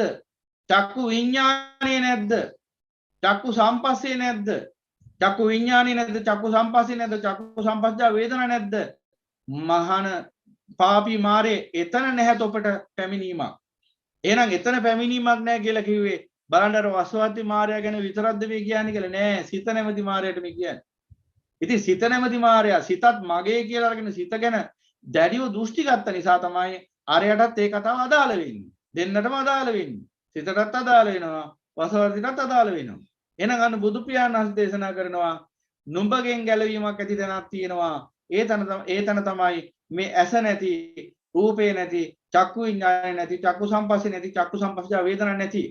ඒකේ මේ සියලු සංකත ධර්ම නිරුද්ධ වෙච්ච අසංකතය. අන්න එහි පැමිණීමක් නැහැ තොපට. එහි ගමනයක් නැහැ තොපට. එහි ආක්‍රමණයක් නැහැ තොපට. එහි ග්‍රහණයක් නැහැ තොපට. එහෙනම් නිදහස් වෙන තැනක් තියෙන අසංකතය. හැබැයි කොච්චර එහෙම දේශනා කළත් වසවර්ති මාර්ගයේ උතුම් චතුරාර්ය සත්‍ය ධර්මය අවබෝධ වෙන්නේ නැති නිසා ඔහුට බුදු පියාණන් වහන්සේ දේශනා කරන දේ තේරෙන්නේ නැහැ. ඒ මාර්ගයට. ඔහුට තේරෙන්නේ නැහැ. ඔහුට අවබෝධ වෙන්නේ නැහැ මේ මොකද්ද කියන්නේ කියලා. ඒ නිසාම හැමදාම හිංසා කරනවා. ඇයි ඒ? ඔහු හිතන් ඉන්නවා ගැලවීමක් නැහැ මගෙන් කවදාවත් කියලා. ඉතින් එතකොට බලන්න මේ සිත නැමැති මායයත් ඔය විදිහමයි. සිත නිවන පිළිගන්නේ නැහැනේ. පිළිගන්නවා නම් ඔබට අපිට මෙච්චර වීරියෙන් බණහන්න බණ කියන්න උවමනාවක් ඇති වෙන්නේ නැහැ. එහෙනම් ප්‍රඥාවෙන් වීරියෙන් යුක්තව මේ කෙලෙස් නිරුද්ධ කරන එක අපි වීරියෙන් කරන්න ඕන එකක්. හැබැයි නිරායාසයෙන් කෙලෙස් වැඩිනවනේ. දැන් ඔබ වීරියෙන් කෙලෙස් හිඳින්න ඕන. දැන් ගඟ පහළට යන එක නිරායාසයෙන් සිද්ධ වෙන දෙයක්. හැබැයි ගඟ ඉහළට යන එක වීරියෙන් කළ යුත්තක්. එහෙනම් හිතේ කෙලෙස් වැඩෙන එක નિરાයාසයෙන් සිද්ධ වෙන දෙයක්. හැබැයි කෙලෙස් දුර්වලන එක වීරයෙන් කළ යුත්තක්. ඉතින් එහෙමනම් මෙන්න මේ යථාර්ථය නුවණින් තේරුම් අරගත්තාම ආර්ය ශ්‍රාවකයන්ට පුළුවන්කම ලැබෙනවා මායාවේ ග්‍රහණයෙන් නිදහස් වෙන්න. මායාවේ ග්‍රහණයෙන් නිදහස් වෙන්න නම් කළ යුත්තේ කොහොමද? මේ සියලු ඇස කන නාසය දිව ශරීරයේ මනස රූප ශබ්ද ගන්ධ රස ස්පර්ශ ධර්ම කියන මේ 12 ආයතන ගැන ඇති චන්දරාගය හිතින් අත්හැරල යන්න ඕන. චන්දරාගය දුරු වෙන්න ඕන. ඒ සියලු දුක වශයෙන් නුවණින් දකින්න ඕන. අන්න එදාට පුළුවන්කම ලැබෙනවා මේ මායාවෙන් නිදහස් වෙන්න. මම එන මේ සූත්‍රය තව ගොඩක් ගැඹුරට විග්‍රහ කරන්න යන්නේ නැහැ. තවත් ධම් කාරණා ගොඩක් තියෙන නිසා අන්තිමට මායාව මෙන්න මෙහෙම ගාතාවක් කියනවා. යං වදන්ති මම ඉදන්ති ඒ වදන්ති මමන්තිච එත්තච තේ මනෝ අත්ථි න මේ සමනෝ මොක්කසීති. යම් තැනක මේ මම කියන ව්‍යවහාරයේ පවතින තුරු යම් තැනක මේ මගේ කියන ව්‍යවහාරයේ පවතින තුරු මගේ කියන ව්‍යවහාරය මම කියන ව්‍යවහාරයේ පවතින තුරු එත්ත චේතේ මනෝ අත්ථි එහි මමත්වයෙන් බැහැගෙන සිටින අතුරු. ඒ කියන්නේ මම කියලා මගේ කියලා ව්‍යවහාරයක් විතරක් නෙවෙයි තෘෂ්ණාවෙන් බැහැගෙන සිටීමකුත් තියෙන තුරු. මොකද දැන් රහතන් වහන්සේත් මම කියලා සඳහන් කරන්න පුළුවන් මගේ කියලා සඳහන් කරන්න පුළුවන්. දැන් සාරිපුත්තයන් වහන්සේගේ මෞතුමිය මේ මගේ මෞතුමිය කියලා උන්වහන්සේටත් කියන්න වෙනවා. මේ මම කියලා කියන්න වෙනවා. ඉතින් ඒ කිව්වේ තෘෂ්ණාවෙන් බැහැගෙන නෙවෙයි. එහෙනම් යම් තැනක මගේ මම කියන ව්‍යවහාරයේ පවතිනවාද එහි තෘෂ්ණාවෙන් බැස ගැනීමක් තියෙනවද? අන්න එතකන් වෙනකන් න මේ සමනෝ මොක්කසීති. එතකන් මේ ගැලවීමක් නැහැ කාටවත්. කිසිම කෙනෙකුට ගැලවීමක් නැහැ. දැන් ඔබ තේරුම් ගන්න ඕන ගැඹුරින් ගැඹුරට මේ ධර්මයේ මේ පෙන්වා දෙන මේ වසවර්ති මාර කියන මේ බලයත් අර සිත නැමැති මාරයාගේ බලය හා සමාන බලයක් බවට පත් වෙනවා. මොකද දෘෂ්ටි එකමයි මේ සිත නැමැති තුච්ච නින්දිත මේ ප්‍රපංච ධර්මයේ පවතින යම්තා කෙලෙස් ඇද්ද සියලු කෙලෙස් ටික අර ස්වභාවය තුළ විද්‍යමානයි. ඒ නිසා දෙන්නටම මාරයා කිව්වේ. එහෙනම් බලන්න කියනවා දැන් මගේ කියන මම කියන ව්‍යවහාරය යම් තැනක පවතිනවාද? එහි තෘෂ්ණාවෙන් බැහැ ගන්නවද? එතකන් ගැලවීමක් නැහැ, නිදහසක් නැහැ. අන්න බුදු පියාණන් වහන්සේ එතකොට මේ ගාථාවට ප්‍රතිඋත්තරයක් වශයෙන් උත්තරයක් දෙනවා. යං වදන්ති න තේ මයිහං යං වදන්ති න තං මයිහං යේ වදන්ති න තේ අහං එවං පාපිම ජානාහි න මේ මග්ගම්පි දක්ඛසීති කියලා. බුදු පියාණන් වහන්සේ දේශනා කරනවා යමක් මගේ නොවේයි කියන්නේද? මගේ කියලා ගන්නේ නැහැ. යමක් මමයි නොගන්නේද? මගේ කියලා ගන්නෙත් නැහැ, මමයි කියලා ගන්නෙත් නැහැ. එහෙනම් මොකද වෙන්නේ? ඒවං පාපිම ජානාහි මාරය දැනගනව, පවිතු මාරය දැනගනුව එසේ යමෙක් දැනගත්තොත්. ඒ කියන්නේ මේ රූප වේදනා සංඥා සංකාර විඥාන මම කියලා මගේ කියලා ගන්නෙ නෑ. ඒකම තමයි අවබෝධය කියන්නේ.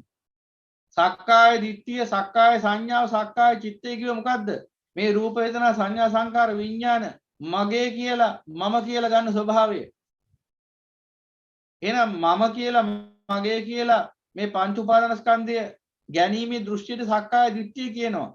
මේ මම කියලා මගේ කියලා පංච උපාදානස්කන්ධය හංගින හැඟීමට සංඥාව කියනවා, සක්කාය සංඥාව. මේ පංච උපාදානස්කන්ධය මමය මගේ කියලා ඒ දැනින චිත්තයට, ඒ දැනගන්නා වූ චිත්තයට සක්කාය චිත්තය කියනවා. එහෙනම් මේ තුනෙන්ම නිදහස් වුණොත් යමෙක්, ඒකයි බුදු පියාණන් වහන්සේ මේ පෙන්වන්නේ. යං වදන්ති න තං මයිහං යේ වදන්ති නේතං නතේ අහං. ඒ කියන්නේ යමක් මගේ කියලා ගන්නේ නැත්තම්, මම කියලා සලකන්නේත් නැත්තම් අවිතු මාර්ගය දැනගනුව එබඳු පුද්ගලයාගේ මාර්ගයවත් අපිට දකින්න හම්බෙන්නේ නැහැ කියලා. ඒකේ රහතන් වහන්සේ උන්වහන්සේගේ මගවත් දකින්න හම්බෙන්නේ නැහැ.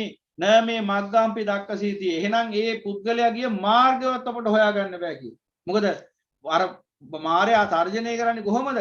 යමෙක් මේ ඇස රූපය චක්කු විඥානි චක්කු සම්පස්සේ චක්කු සම්පස්ස වේදනාදී මේ 30 පොළම මම කියලා මගේ කියලා ව්‍යවහාර කරන තුරු මගෙන් ගැලවීමක් නැහැ, මං ඊ හැමතැනම ඉන්නවා කියලා.